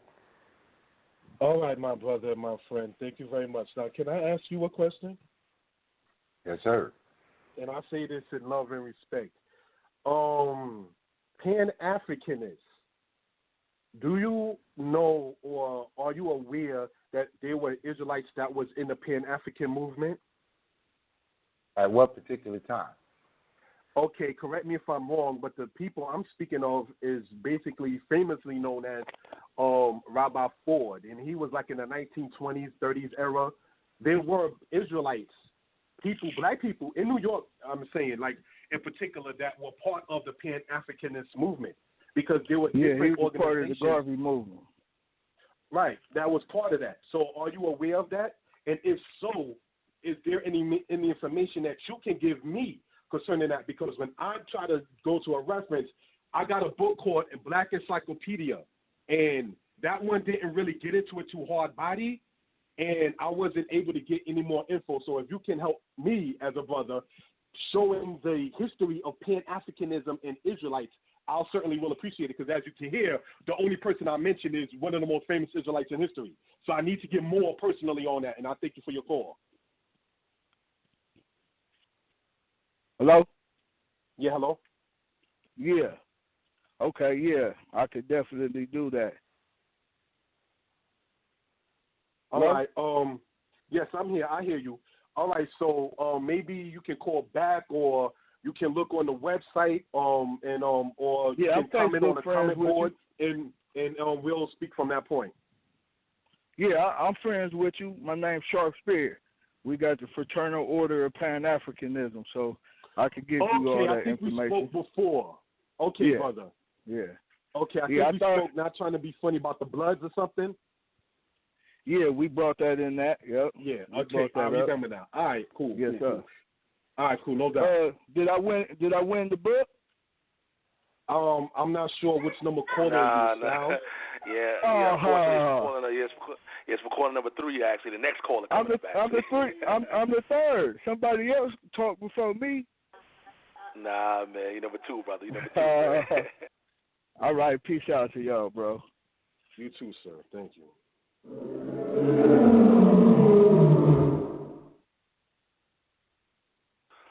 All right, like I stated, the next caller that I opened up the phone line for, they're going to receive a free book from our brother. And again, the email is debatetalkforyou@gmail.com. That's debatetalk, the number 4, and the letter U @gmail.com. Again, debatetalkforyou@gmail.com. Send me your mailing address, and we have the autograph book sent to you right away. It's going to the next caller. It's caller number 3. It looks like it's a Skype caller. You're live at Debate Talk Radio. Who am I speaking to? Yes, this is Pinckney Salisbury. All right. You're the winner of the free book, my brother. Welcome to the show, man. We appreciate you, man. Thank you. Oh, thank you. Thank you. All right, you have any questions? You have any questions from my brother? Hi, Salisbury. How you doing? Doing well. Okay. After hearing that exchange with Garfield, I wanted to know. I have 2 questions. I just asked this one quickly. What was he talking about? Or were you talking about the American Society of Oriental Research? No, that particular part, if I can be heard clearly, there's a statement that I made. Apparently, it wasn't agreed or disliked by some people, and I will state it again, and that is the fact that when Israel or Israelites left, not only out of Chicago, for those who know the history, but when Israelites left out of America from different places, mainly Chicago, because their leader was out of Chicago, so that seems to be the focus of it. But there were different people from different states that left, and what I had wanted to sit there and state is that when that happened in the late 60s, and certainly settled in 71, the organization that is referred to as the Osset Osar Society, in the literature that they have come out with since 73, when they start, 1973, when they kind of, quote-unquote, attacks. For instance, let me give you an example. One of the questions that's asked is, how did Moses write the scriptures? And then he wrote about his death within the scriptures. Not remembering that Abraham Lincoln spoke about his death before it happened. And not to sound disrespectful or funny, the original 50 Cent out of Brooklyn, he spoke about his death before it happened. You understand? So there are people who actually speak and or write about their own demise even before it happens. Then we got to remember that the prophets, too, also wrote copies of the law. The kings themselves wrote copies of the law. So it's not hard to figure out how a man is able to sit there and be recorded in a book registered to him when his death is also mentioned. You see, so just, using that as an example as far as that's concerned. As stated, in a much more calmer ruach or spirit. If anybody noticed some of the things I've posted online, I don't attend every function. I don't attend every gathering. And it's not to sound haughty or anything of that sort, but as we heard earlier, that is part of the reason why. You understand? Where there's a lack of understanding, and even if I can disagree, there are Israelites I disagree with. Anybody who hears me in the past know I am what you call, quote-unquote, non-messianic. I chill with those and build and eat with those on Maccabee TV. We may not agree on each and every single thing, you understand, and so forth and so on, but I know how to stand there and handle something I disagree with in a, not to sound haughty, in a much more mature manner and fashion in that particular case. So that's as far as it goes with that. But the info that I'm speaking of in the next presentation, I will present just as I presented the info in the Hebrew and everything of that sort in the past at the last SOS event in Brooklyn. So, all right. Salisbury, you won. I'll inbox you online, and then we can move on from there. Sounds good. Let me the question I really wanted to ask is, can you give a brief summary of your research in doing this book? A lot of people really don't understand what's entailed in research. And if you can give an idea for people who don't really know, the more of us researching, the better. All right. I started this book, and I'm thankful for that question. Told out to the Father for that. I can still be heard. Thank you. I started this book actually in, as my friend Nasiyah Suvel was getting on me about, it's been a couple of years, in 2011 or so, and it's now 2016. The research first started basically by, at first it was on YouTube, to be quite candid. I'm going to give you the breakdown about how I came about with the research concerning this to answer your question. It started first on YouTube because I was watching certain things and being like, okay, maybe the Israelites should respond to some of the allegations that's made against Israelites. You understand? So once that was done, I wound up going into the library based in Queens off of Jamaica Avenue. It's called the Queens Public Library off of Merritt Boulevard. For those familiar with New York know what I'm talking about. And I went to the Egypt section, or I went to the East section in history. And I got as many books out of there that I can concerning Egypt. One of the first ones I got was called Egypt, Light of the World. So I read that book, and I gleaned some things out of that. Then I wound up going from that one to going into Britannica Encyclopedia because I wanted to sit there and find as much information as I could concerning the Israelites and the Exodus, the Israelites and the enslavement from external sources. So that's when I began to sit there and look things up online. I wound up Googling information. Then when I read their bibliography, that's why I wound up running to David Roll. From David Roll, I heard about Sir Alan Gardiner. So I cite them periodically within the book itself. And from that, I heard about David Down. So it's basically looking at the bibliographies of other authors, their sources, and then going and acquiring those books. And then what I personally have done is I look at the table of contents, and then I look at the index. So I will look up and sit there and see, okay, it says Israel, Jew, enslavement, the Hyksos, this, that, so forth and so on, the Middle Kingdom, the New Kingdom, Jews, Israel, Hebrew, Hyksos, and I was looking under those kind of categories. So once I began to do that, I left the computer videos alone, and I just started dealing with only books. You understand? So then my library began to increase. So I have a reference book entitled Egypt Civilizations by Paul Johnson. Then as stated, Sir Alan Gardiner. Then as stated, Moata Ashby. Then I wound up going back into the videos, and I began to watch some of the debates. So when I saw the debates, I realized that going and then having already have been a reader from John Henrik Clarke books, having already in my teens reading Dr. Ben books, I began to sit there and see that there's something awry. Why is it that they're not banging, quote unquote, as they say, quote unquote, banging on the beast, but you're banging against the black Israelites? And it's not because black Israelites have done bad things in the past. You're not trying to help the house of Israel, the Israelite brothers and sisters. You're saying that there were no Israelites in the past. And you're basing that upon Europeans. You're basing that upon white Jewish people who know and found out when black men, women, and children were saying we are the true Israelites, and connecting it via Deuteronomy 28, using Hebrewisms of West Africa, using other sources and everything of that sort. I realized, not to sound like a theorist, but I realized that there was a conspiracy theorist or a conspiracy tactic that was being formulated. Because when the guy, I forgot the guy's name, but he found what they call the Danite Stele in 1994. Okay, that speaks about David being the leader in Israel. Okay, now we got to sit there and say it's true because somebody else found it. You see what I'm saying? So it seems to be they always seem to always want to find other things outside of the Bible, but then nobody is asking for the Hyksos of the record of the Hyksos and the Hyksos story in Egypt? Why do we only got to go by Manetho and Amos? I'm like, something seems to be wrong. Once it comes down to Egypt, it's whatever they say got to be full, right, and correct, and everything the Israelites say got to have 89 different references. How come nobody looks to see the nations that Merneptah spoke about being conquered? Where are their records speaking that they was conquered by Merneptah?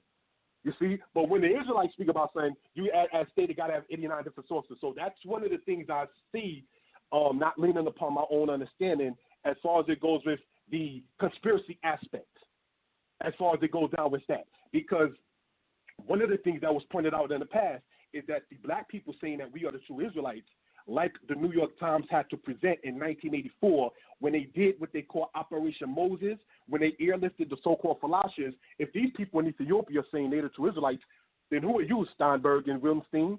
And it's not to sound racist, quote unquote, or anything of that sort, but it's just to sit there and let truth come out for the reality. And it was a very, very tedious, very, very tedious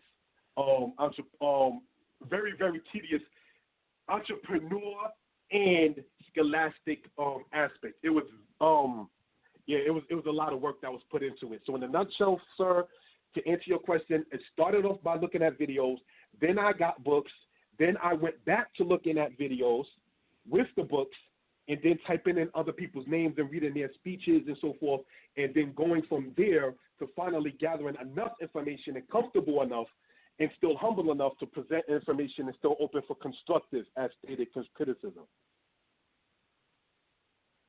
Torah, shalom. Thank you very much. Okay, shalom. I'll be waiting in your inbox. I'm excited about getting the free book. I remember, you got to send me an email, brother. Send me the email, debatetalkforyou@gmail.com. All right? We appreciate that, man. Appreciate your call, brother. Thank you. Enjoy your night.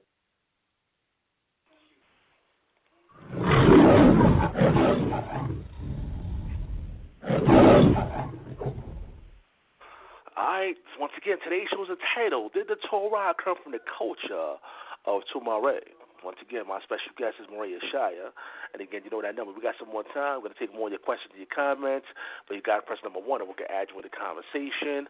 By the way, for the YouTubers out there that's going to be checking it out on YouTube, I'm going to leave the website, if you want to purchase the book.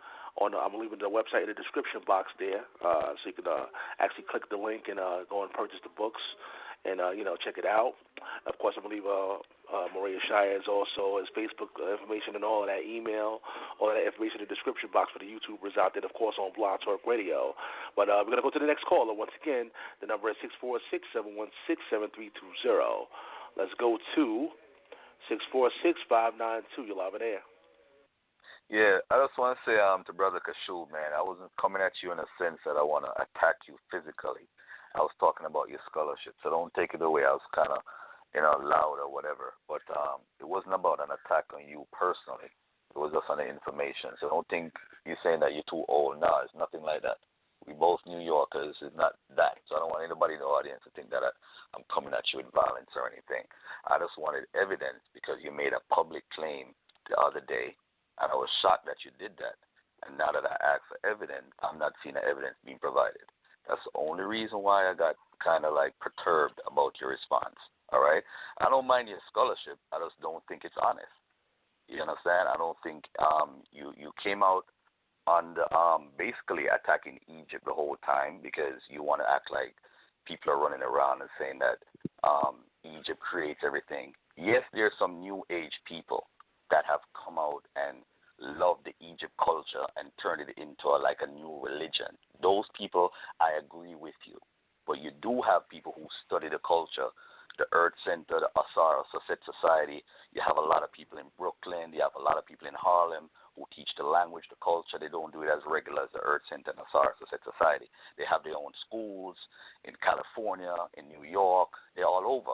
But what I'm trying to find out, forget about the Asar Society coming out and saying that Moses couldn't have wrote the Torah and all that stuff. There's tons of scriptures in the Bible that proves that Moses couldn't have write it. In fact, the laws, what you brag about, I agree with you that laws can be passed down. from time to time to time. But there's some information I have a problem with that you hold as if it's 100% true. There's no truth. There's no proof that an Exodus actually happened. There's no proof that a person named Moses actually existed. There's no proof that Abraham existed. There's no proof any of the patriarchs existed, black or white scholars. And if we stick with the consensus, they actually agree with me. But my fear is that you accuse people who support Egypt of being biased in your whole presentation and saying that whenever they ask for something, but you have the Torah or the Bible. But the fact of the matter is you can't tell us right now on the phone when the Torah or when the Pentateuch was written, when the books were actually written. You don't have any dates. You have estimates. And you just said something about white scholarship. But every scholar you can quote about the Bible is white. Because we don't have any black archaeologists except the brother in Israel who is finding stuff about Colorado or whatever. You don't have anybody, brother. So to be honest, 99.9% of the research is white-based anyway and funded mostly by Zionist people. So what I want to know is, first and foremost, do you have evidence that a person named Moses actually existed and that an Exodus occurred? Let's just deal with that right now, and I'll listen for the answer.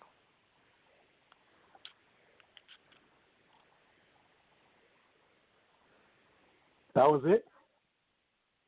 Yeah, go ahead. I'm listening. All right. First off, let's deal with the first thing that was first off addressed. When I said I was too old for that, I'm not talking about anything physical. I'm talking about anything whatsoever. If it's been noticed, as I stated concerning myself, I don't be around just every circle, be it for a confrontation or not, be it a physical quote unquote or not. So that's the first thing that I wanted to sit there and state it for edification purposes. Now that's something I wanted to be noted as far as that's concerned with that.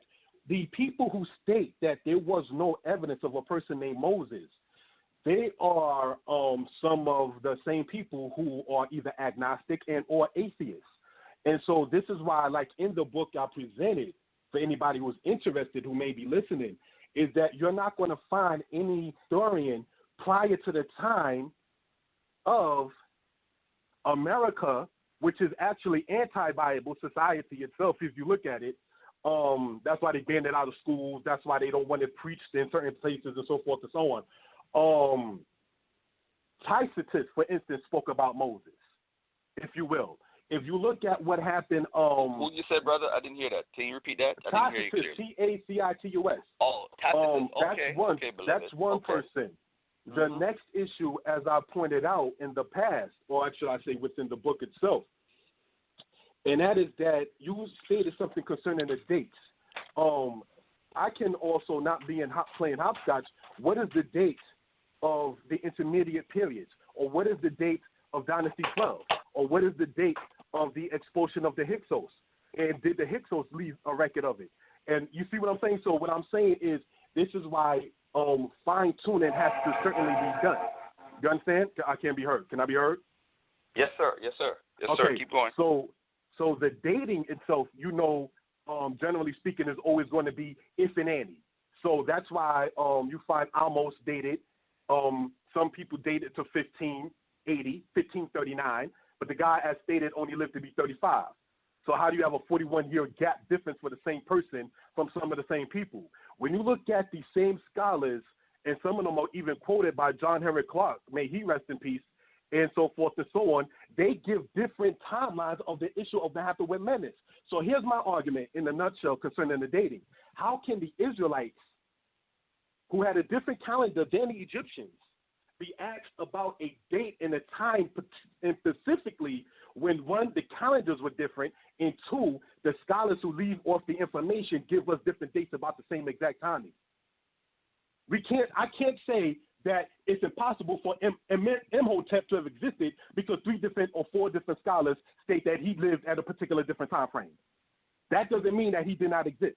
I would be biased to say because this one says this and this one says this date, well, then he could have never sat there and been in existence. When we're dealing with AD and Anno Domini in BCE, before the Common Era. And that, as we know, was set up by the Romans themselves, who could probably, to a great extent, care less about anybody else's calendar. So the dating, that's kind of iffy in that particular aspect. Now, not spoiling, quote unquote, the book itself. I went last time and spoke about when I did a presentation entitled True History of Kemet in Hebrew Society. I will state this: if a person cares to, they can listen to that. And I went into external references from Sinaitic inscriptions, from Hebraic inscriptions, and other sources that speak about the Exodus within itself. So that's something. So just, give an example as far as that's concerned in that particular case. Now, you asked concerning the issue of Abraham and the issue of Moshe or Moses, and that is this. As stated on Maccabees TV in the past, your children represent you. So just as much as I am a representative indirectly of my father, nobody in Facebook world knows of my pops. You understand? Nobody on YouTube knows of my pops. You understand? I don't show pictures of my daughter, but we all know, what I know for certain, that she exists. So you understand what I'm saying? Trying to put history and reality and show the reality of such. If we're going to say that there was nobody who named Moshe existed or Moses existed, then that means every single record from the Zagwe people in ancient Ethiopia that say they come from the tribe of the Levites and that they are descended from Aaron and Moses themselves, then that means we have to sit there and ask, where did they get that concept from? And they were living in the 11th and 10th and 9th century AD. I'm sorry, brother, but that's available. We know that the Kebra Nagres was influenced by I'm Arabs not talking and the about Bible. We know that. I'm not talking about the Kebra Nagres. Oh, okay. No, I'm talking about the Zagwe dynasty. We know where the dynasty comes from. We know that's easy, brother. I'm from Jamaica. I could tell you that in 2 seconds. That's easy. That's a blessing.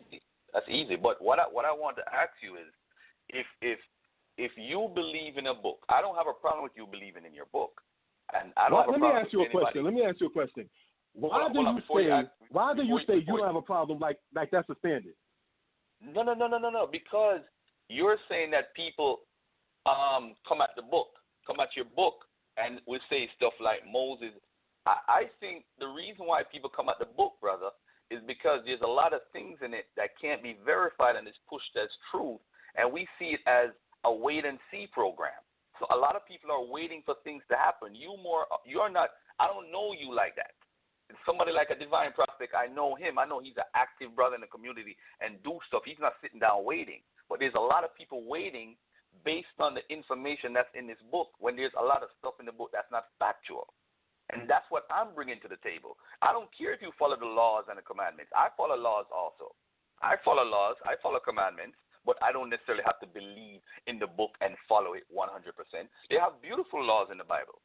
They have beautiful laws in the Sumerian culture. They have beautiful laws in Egypt, in Maya. They have beautiful laws in the Persian and Assyrian codes.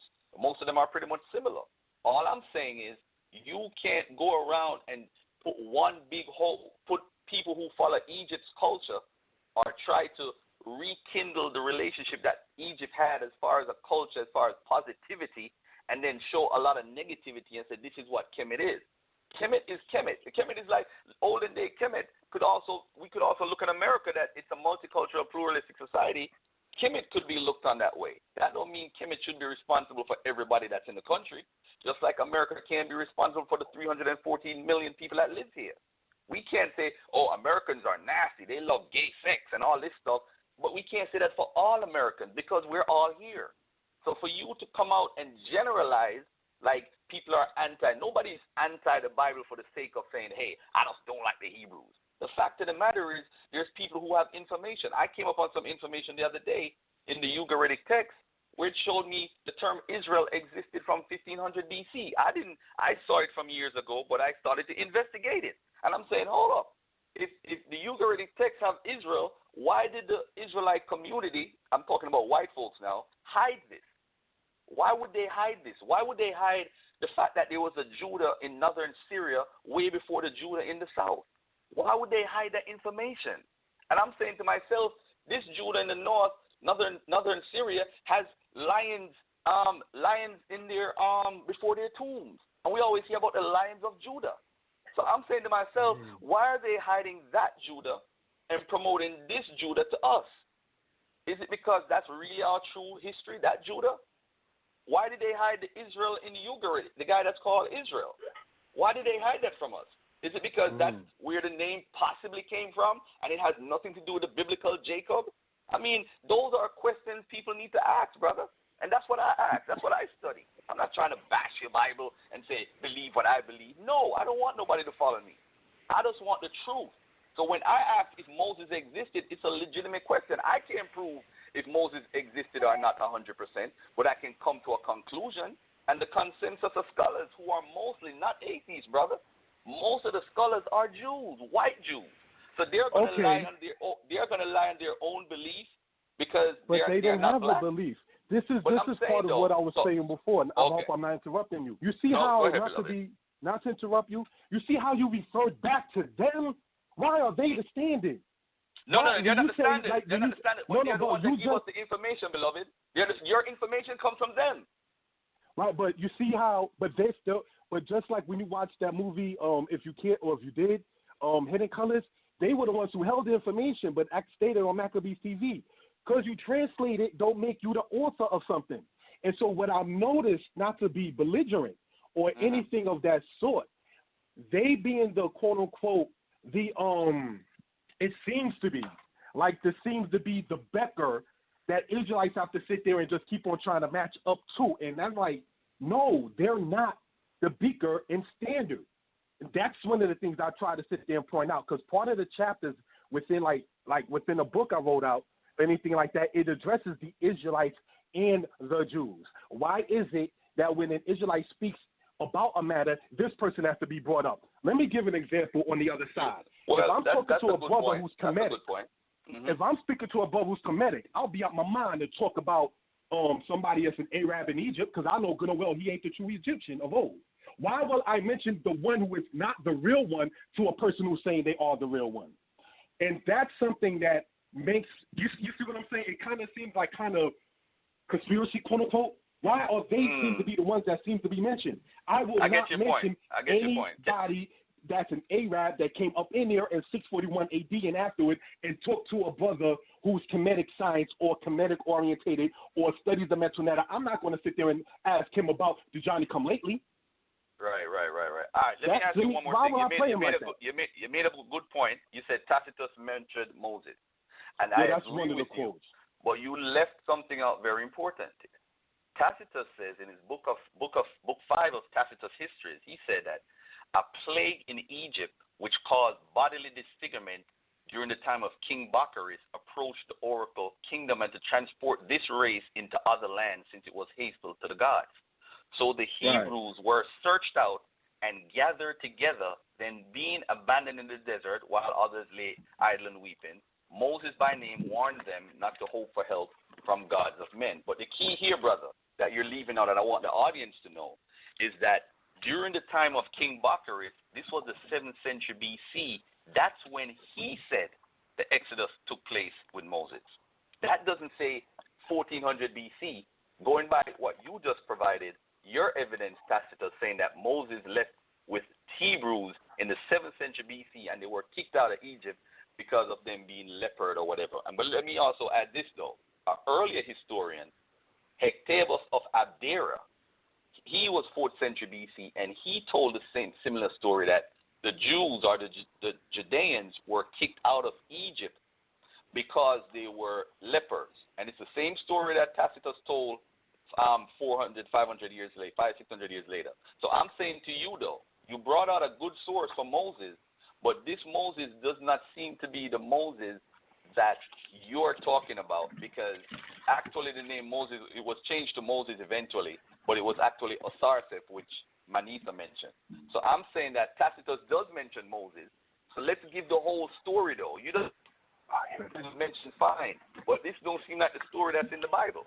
It seems like the scholars also, black and white, the consensus in the community, black and white, who have researched this, says that the Exodus story actually comes from two things: either the story of the Hyksos being expelled by Amos, or the story of Baccharis. this story of the 7th century BC. And a key thing is, in Manetho, he mentions when the people are being expelled, the Jews or whoever, they were fearful of the Assyrians, that they might run into the Assyrians. And we know the Assyrians ruled in the 7th and 8th century BC. So Manetho, a lot of people don't realize this. Manetho said that that's when the time it took place, quote unquote, maybe the Exodus. And if it's the 8th or 7th century BC, based on the historian and what you put forward, it's saying that this might have happened in the 7th or 8th century BC. What do you say about this? I have this here, Tacitus, the Histories, Book 5. Earlier in the same year, Titus Caesar, who had entrusted by his father with the task of completing the reduction of Judea, while he and his father were both still ordinary citizens. Then he goes on to say, since I'm coming now to describe the last days of this famous city, speaking of Jerusalem, it may not seem out of place to recount here its early history. Now, this is a Roman speaking about this aspect. It says this, it is said that the Jews are refugees from Crete who settled in the furthest parts of Libya at the time when Saturn was forcibly disposed by Jupiter. Evidence for this is sought in the name Ida, is a famous mountain in Crete inhabited by the Idea, whose name became lengthened into this foreign form, Judea. Now, this is what he's saying. It is said. Now, this is Tacitus. I got the book right here. Others say, so he's not giving you a definitive.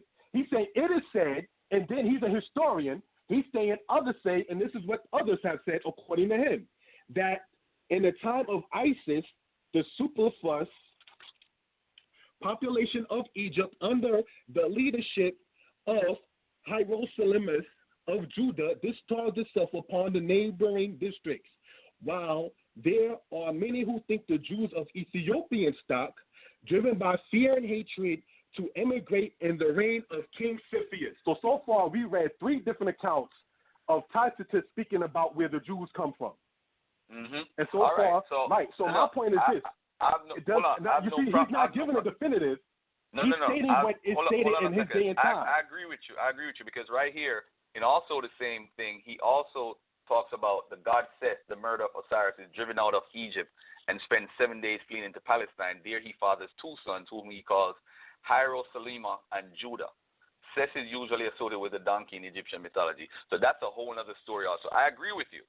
But if you go with the oldest story, brother, that talks about where the Judeans came from, it speaks about them being kicked out of Egypt because of them being lepers. And the Bukhari story. I got 2 questions then. Hold on a second. No. No problem. I also have 10 other Greek scholars. We might not trust them whether they're black or white. But other Greek scholars, before Josephus and before during the time of Manetho, we have scholars who in that time period also said that they came from out of Egypt as lepers and they were kicked out. The same story that Tacitus told originally.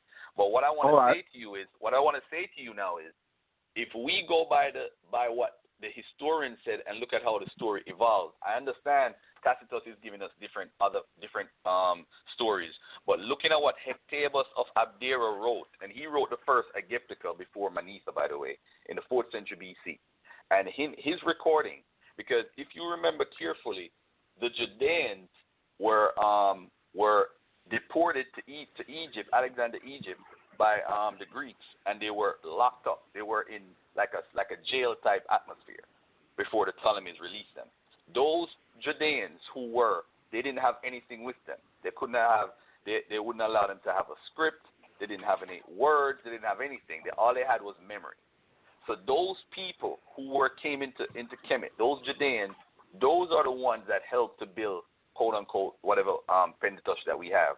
And if they received that story from them, I'm just saying, going by what the first story I've ever heard, the oldest story I've ever heard of an Exodus is from Hectaeus of Abdera. Do you have an earlier story than his story that you can show and prove and say yes? I did within the book. I showed reference within the book itself. But I want to ask within your book or in another book? Yeah. In your book? No, in the book that I wrote that we're talking about, well, partly what we're talking about. Oh, the book that tonight. you wrote. Okay, you have evidence. Okay, I'll buy it. I'll check it out. Yeah, that's cool. But I have a question, and here's the question as far as it goes in that particular case. Do you read Herodotus? I have. I read him in school Now, years ago. Now, would would I you quote take him? everything Herodotus says about Egypt No. and their origin as true? So why should I No. take what these other older historians, which Herodotus is also in the 5th century BC, why should I then take what these also 5th century or so forth, so on, BC scholars and historians say about the Jews when one of the most cited, Herodotus, doesn't be accepted by people into Kemetic understanding? Why should I take what the Greeks stated about the older when Herodotus around the same time is still not respected around the same time and they all Greeks, authors? I wouldn't lump. No. It's not pick and choose. It's called common sense. I'm going to give a quick example. Herodotus is the first person ever to have what's called a chronological synchronistic writing in a book. He's the first person in history ever to record a book in chronological order with synchronism with dates. No person in history is recorded doing that. In Egypt, let me just give an example of what I mean. In Egypt never had a book like a Bible that says we came from in the beginning up until 300 BC. They don't have that type of writing. They have their writings on the walls, and they have writings in different books and different papyruses and whatever. Egypt never had one central book to say, hey, what, like the Bible, I'm going to open it and read it. So if Herodotus was the first person, and you just said right, so I accept that you probably agree with me by saying that. If we agree today that Herodotus is the first to ever have a chronological, synchronistic writing in a book, that's telling me, Garfield Reed, common sense, that the Bible as we know it could not have existed before that. Because that type of writing that the Bible has, with the history in chronological order, did not exist then and did not exist You're not before understanding that. my question. All right, hold on. I'm going to respond to you. With Herodotus now, if anybody studies Herodotus, he does not clearly says Jews or Hebrews or Israelites or Judah. He doesn't even mention Judah, from what I know. But the thing with Herodotus is he is reliable in some instances and some instances he's not. Because he does, how he mentions the Jews to me, and you might not know this, is when he calls the place Syria Palestina. Syria Palestina is Ibernari, which is Syria and the Levant, or the whole Levant, which is Syria, and you're talking about Canaan and southern Judah. All of it together is called Ibernari in history. Ibernari was the most fought over place in history. So he called that area Syria Palestine, and he said that the residents there said that they learned about circumcision from the Ethiopians and the Egyptians, right? Those Syria Palestinian people are what you call Ibernari residents, which are quote-unquote Hebrews. Residents of Ibernari are Hebrews. So that means Israel is included in that. That means Syria, Palestine is included in that. That means the people who live in Judea is also included in that. So he could be talking about anybody that lives in that whole area. But people took it like he's taking a dig, like he didn't mention Jews or Hebrews. But what you're saying is in Plato, you have Aristotle, you have all these different people, Greeks, that put different type of writing styles into play. Now, I agree with you in one sense, but you have to know how to pick sense out of nonsense. I cannot agree 100% with what Herodotus wrote, not with what else is available to us. As far as the Persians, the Elamite history, I can't agree with him 100%. I just got to take what I can actually probably confirm. Because remember, brother, we're talking about 2,500 years ago. This is not easy. 2,500 years ago, we are spoiled by Egypt because Egypt used to just write a lot of write stuff down. We're spoiled by the old kingdoms from Hammurabi and all that stuff, and the Hittite kingdom we find writing. So we're spoiled by the Assyrians because they documented so well between the 900 and 600 BC. But the truth of the matter is, with the Hebrews, it's kind of a different situation. And we have to be honest, brother. These were people that were deported. And when you were deported by the Assyrians, they took away your priesthood. They took your priesthood away from you. You didn't have any priests anymore. And the priests are the ones that control the writing and control the message of whatever laws and commandments and so forth. So if you didn't have a priesthood, who was doing the writing to do this Torah? Who was doing it? Who was doing it? Because they kicked your priesthood. They didn't want your priesthood around between 900 BC and 600 BC. The Assyrian deportation policy was they don't want your priesthood around because they don't want you to use your God to to come against them and beat them up. They were scared of the people who they invaded God. So if you don't have a priesthood, how are you going to write anything down? So when people say about the Torah being written and so forth, these are things you have to consider. I'm not bashing the Bible, but we have to be realists, because really and truly, Israel and Judah was never really an independent nation until the Maccabean period. We have to be honest. We have to. All be right, let me honest. try to gauge some understanding, because I think the time is running out, and I hope I'm not interrupting you. My question was this, because you mentioned the 5th century BC and Greek scholars who said this, that, and the third. So my question is, when dealing with historians, like you mentioned Tacitus, I mentioned Tacitus first, right? And he's in the 1st century BC into AD. Now, in concluding this particular part, because I was waiting for a particular answer concerning whether or not we should deal, or do you personally believe, in the writings of Herodotus? Because I read a lot of historians, and I don't mind, I'm about from Pliny to Livy to many others, and so forth and so on. And many cases, these historians are telling the story from the quote-unquote side of the winner. So that's something that has to be noted and understood for the edification purposes of a matter. So if you can rightfully then say that within yourself that you don't accept everything from Herodotus, but then you're saying that Herodotus is one of the oldest, or the oldest, I don't want to misquote anybody, chronological breakdowns with dates, then that means that is just as flip-floppy as anybody else who deals in history. So you pick and choose what you want based upon whatever reasoning that your reasoning has. Because what you understand as common sense and what you're understanding as right is not necessarily the next for the next person. So you see what I'm saying? If you're saying by default that you don't accept everything presented by Herodotus, and I'm saying that I don't present and I don't agree with everything, I don't agree with everything that's being presented by Greek historians concerning the tribe of Judah and the origin of the nation of Israel, and so forth and so on, you and I, in that case, are both in the same boat, because we pick and choosing. But then what is the basis? The basis as an Israelite is that we're dealing with the scriptures. What is the basis that you're presenting? Like, what is the ground pinpoint? Like, what is the object or the doctrine or the litmus that says this has to be true because it is? What is the balance scale? You see what I'm saying? Okay. Because if you see what I mean? Okay. Like, if somebody's going to say okay. we should eat shrimp because, well, they recorded it as eating shrimp, I'm going to say, nah, Leviticus 11 say don't eat that. So I have the balance, the cut-off scale that says, no, that can't be. What is the balance in the cut-off scale that you're saying, being that you mentioned praising Herodotus, but then you're saying you don't accept everything of it? What is the balance scale?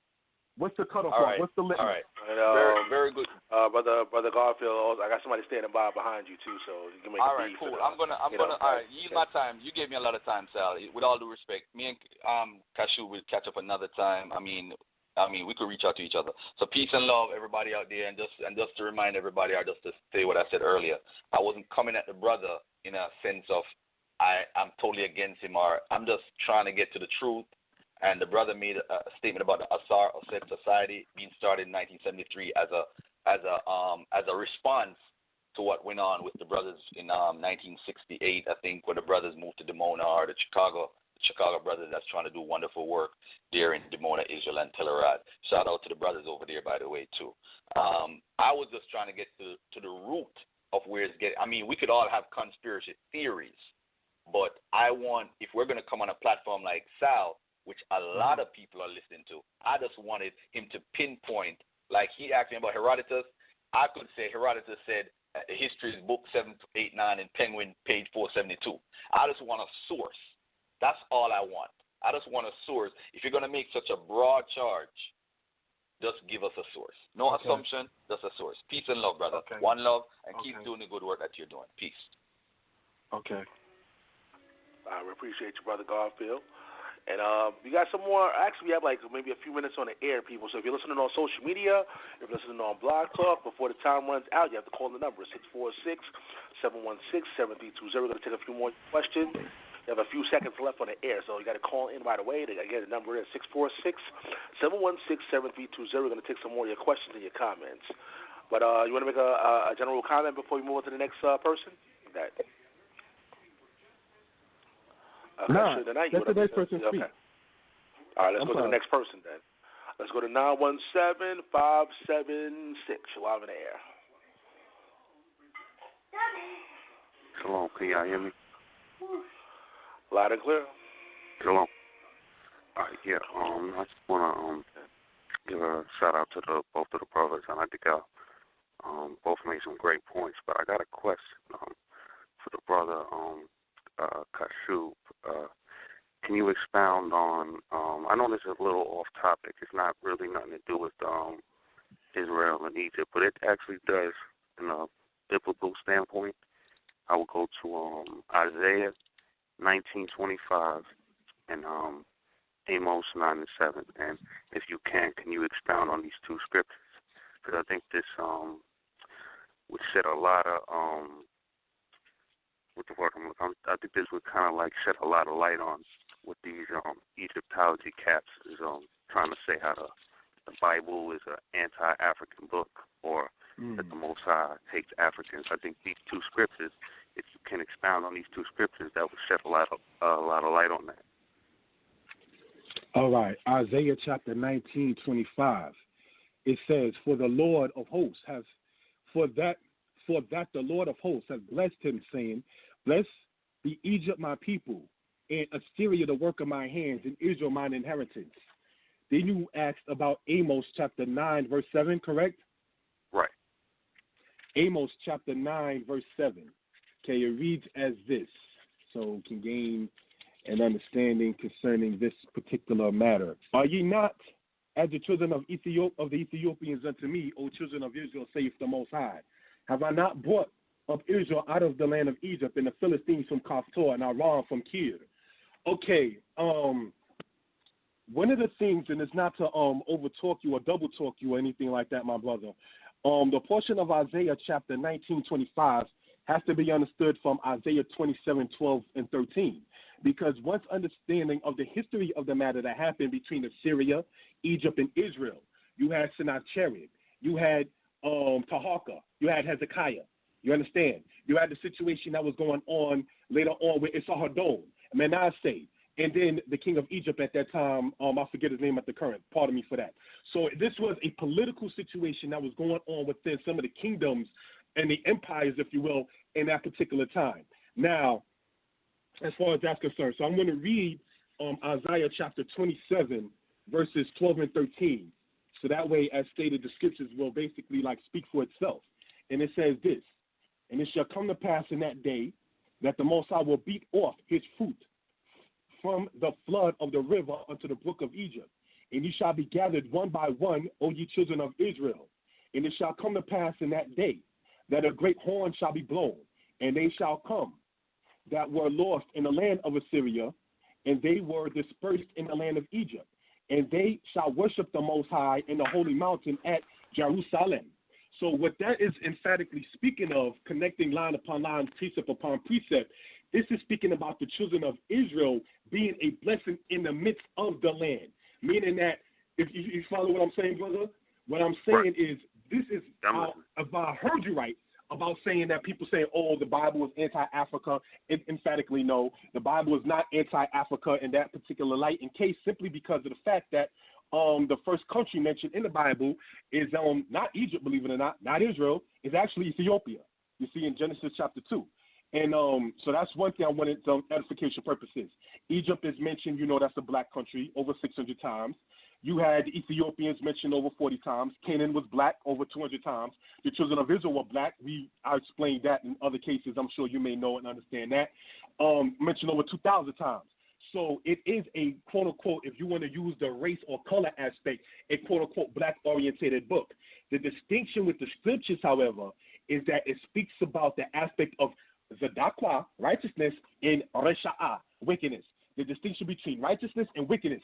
And you're not going to find that saying, quote-unquote, not to sound funny, oh, we just living as black people. All I got to do is be black and die. Black African power. You're not going to find what, as a people, you should be doing under that. This is why we teach, know, and promote the understanding of Torah, of the law, and of the statutes and the commandments itself. Because that is a culture. Every people on earth, as stated in the book, has land, language, and culture. And we are the only people, namely us here in the Western Hemisphere, who lack the understanding of land, language, and culture. Everything is just seemed to be about quote-unquote race. Now, as far as it's concerned with that, and what I was also going to sit there and talk about in the discussion from earlier, if I'm not holding your time up, Sal or the brother on the line, is this. And that is that when you find people saying that the Hyksos was white, when you find people sitting up there saying that the Assyrians were white, and so therefore everybody that came against Egypt in a battle had to be white because Egypt is the quote-unquote the black land, that is the make-believe Egypt that the book is partly talking about. So that's something to sit there and know for edification purposes. I reference things that go all the way back into the 1970s. You see what I'm saying as far as it goes with that? This isn't just something I quote Dr. York in 94 and 95. This is something that goes way back to the 70s, before I was born.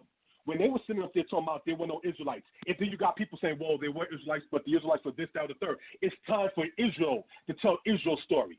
We ain't got to look to the Greek scholars to sit there and tell our story. We are those people, and we will sit there and explain our story and do right by the Most High, so that way we can sit there and be part of that kingdom that the Father's speaking of. That's what we're trying to sit there and promote. And that cannot be gleaned out of a concept of saying, well, we just going to sit there and just try to amalgamate with everybody on the planet under the concept of just being one color. And so that's something I wanted to point out with that.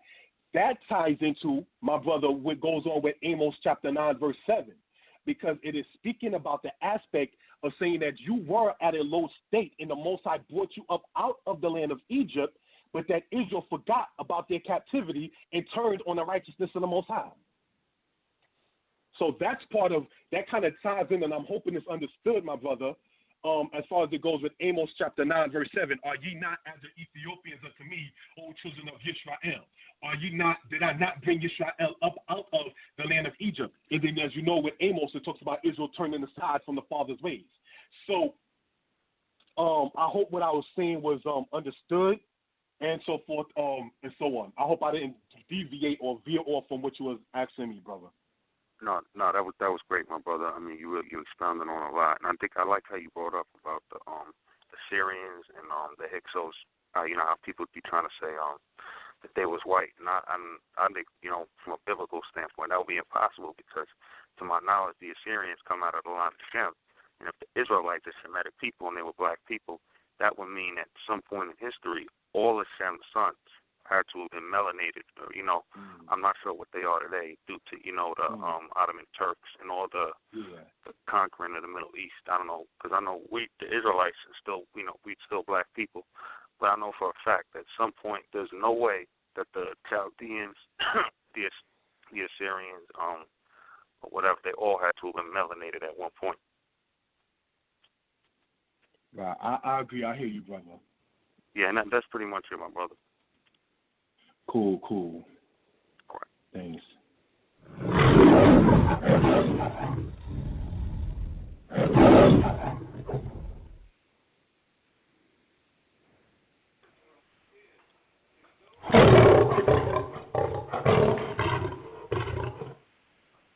All right, people, once again, this is your time. If you have any questions or comments, you know, we're in the overtime part of the show. Again, we're going to definitely have all the information on the YouTube description box and also on the blog description box. If you want to purchase the book, let people know how much it costs, you know, if you want to, you know, inform them for those who just joined in. Okay.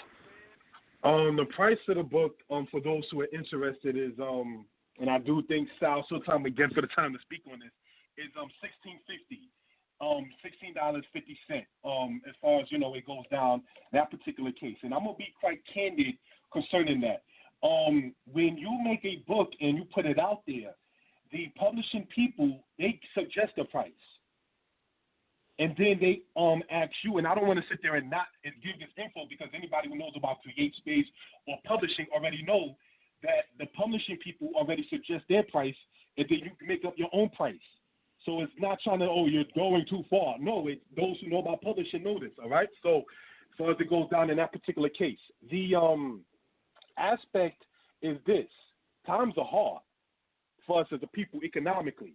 So I didn't want to sit there and think to try to charge the people 20, 25, 30, or anything like that when, not trying to be funny, This is the first book I wrote. This is something that is maybe agreed or disagreed with the people. If you want to present something in a way in which somebody's not going to want to say, that's entirely too much, ain't no way in the world I'm going to pay for that, and just sit there and not want to deal with it based upon that. Because I've seen prices on books, and I'm like, no, not even worth it.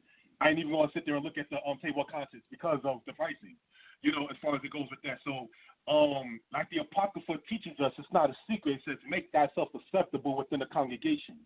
You understand? So, as far as it goes down in that particular case. All right, so with that being said, if there's nobody else that has any questions or comments, we're going to end with some final words right now, some final words. So you can put some closing statements out there, and go ahead. All right, giving honor and praise unto Yah, creator and the maker of heaven and earth. When I wrote the book and I put it in the end, I said, first and foremost, giving honor and praise unto the creator and the maker of heaven and earth. If you want to represent Kemet in Egypt and so forth, who are you thinking in that? In the book I presented, and I hope I'm not overgrowing my time, ancient Egypt adopted gods of other different nations when you study it. This is why you find Min, M-I-N, pictured with the Egyptian, which then became the Egyptian goddess Kadesh. But Kadesh was a Babylonian goddess. Baal eventually became one of the gods of Egypt. Muatta Ashby, in his book, Gods and Goddesses of Ancient Egypt, Volume 2, he stated that they had so many different gods and goddesses of ancient Egypt, he could not mention them all.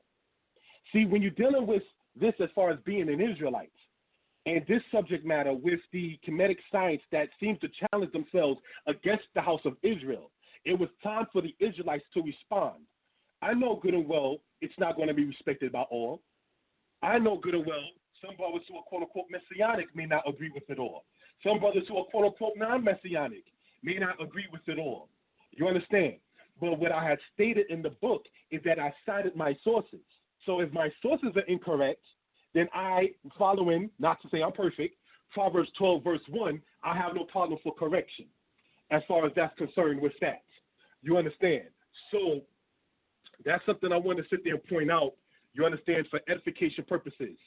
I want to also apologize for, as I've done in the past, it's not really a snickering or laughing matter, about the outburst that happened on my account concerning the matter and so forth and so on. This is why, not to sound, I try not to entertain certain kinds of spirits.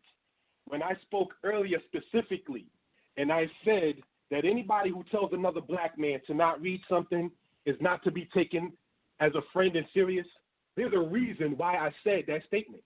You do not tell the black man or any man to put down the Bible and just sit there and just keep on studying and try to give me a bibliography to read. I'm an adult just like anybody else is. That's why I don't sit there and entertain every single thing. You understand? So there's a reason why I sat there and don't indulge in every debate, go on in every debate. You understand? And so forth and so on. It's wise. The wise, it says in the book of Proverbs that, and it's not saying I'm perfect, it says a wise man sees evil and departs. Fools sit there and jump into each and every single arena without any kind of understanding. That's not intelligent. You understand? So that's something I wanted to sit there and let that be noted for edification purposes. In concluding this particular aspect and so forth and so on, I want to state again the name of the book is entitled Egypt Talk and Writing. Did the Torah come from the culture of Tomeri? Earlier you heard me and the brother speak about Tacitus.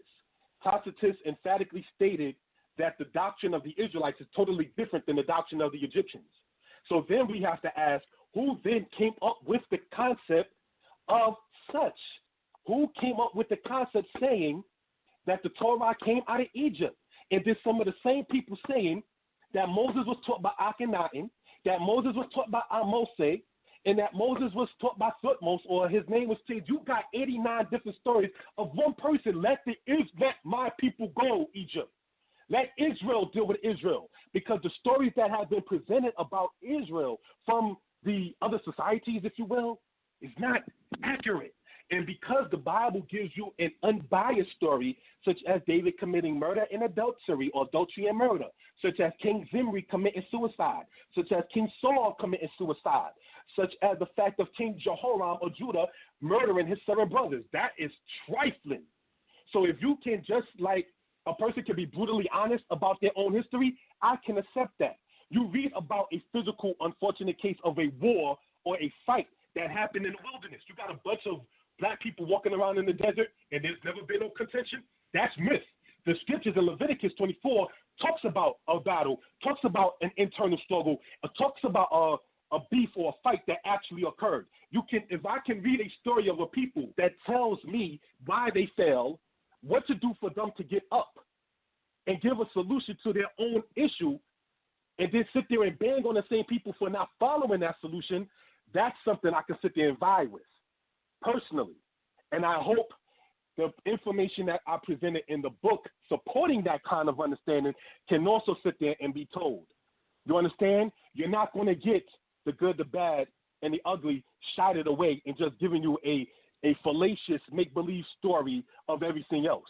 And that's something I just wanted to sit there and speak upon for edification purposes. The ISBN number for those who are interested is 978-153-088-1918. 978-153-088-1918. It is available on Amazon. It is available on createspace.com. And my email for those who are interested is kashubhut@gmail.com. KASHUBHUT@gmail.com. All right? So there's also a video on my personal YouTube channel, More Yeshaya, MOREH, second word YESHIAH, More Yeshaya. And in that video, if you see it, promoting the book, all of the info on how to acquire it is there. And Salisbury will get back to you. Sal, on a human level, most I bless you for the time to present this case. As was seen here in the mini disagreement, that kind of subject too was addressed in the book. An external source of the Exodus, why do we teach what we teach, and so forth and so on. So with that, I say thank you for the time and shalom. All right then.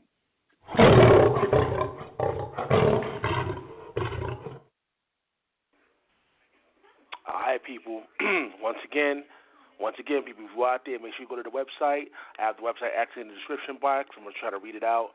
www.danitepublications.betaguda.org. Once again, that's danitepublications.betaguda.org. Hopefully I'm pronouncing it right. But I have it in the description box. And just a reminder, guys, tomorrow we have the big debate between Team Tanakh and Team KOJ right here on Debate Talk Radio. Make sure you tune in. It's going to be who's on Team KOJ. We have Zadok Ben Israel and Brother Judah. And on Team Tanakh, we have Daniel Ben Yaakov and Brother Sha'ala. So it's going to be a classic debate tomorrow. Of course, we have professional debates done on Debate Talk Radio. Make sure you tune in. Was Jesus Christ a false prophet?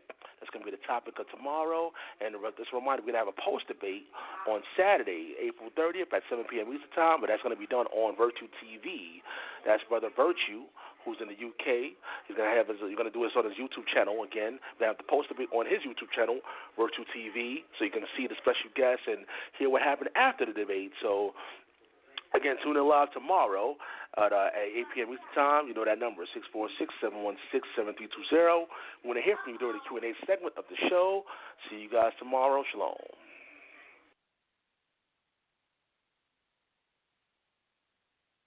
Good morning, good afternoon, and good evening, brothers and sisters. This is Brother Stanley of Sin No More Ministries, here to encourage you all to support Sal Showtime on Debate Talk for You. Those that have been shown support, you have been such a blessing to this powerful ministry, in so much that this show is still on the air because of your heartfelt love gift. For those who are unable to give, we are still praying that you reach down into your pocket for $1. Yes, that's exactly what I said. I said $1. That same paper that you use for that vending machine. Amen? That dollar will make so much of a difference in this ministry. If you go to PayPal and set up your account, you can do it in so much that they can only reach out $1 every month from your check. You won't even feel it. And the show will stay alive on the air because of you. You'll have such powerful debates every week for years to come. So go to www.paypal.com, then use the email debatetalkforyou@gmail.com. That is debatetalk, 4, and letter U @gmail.com to donate. God bless you all.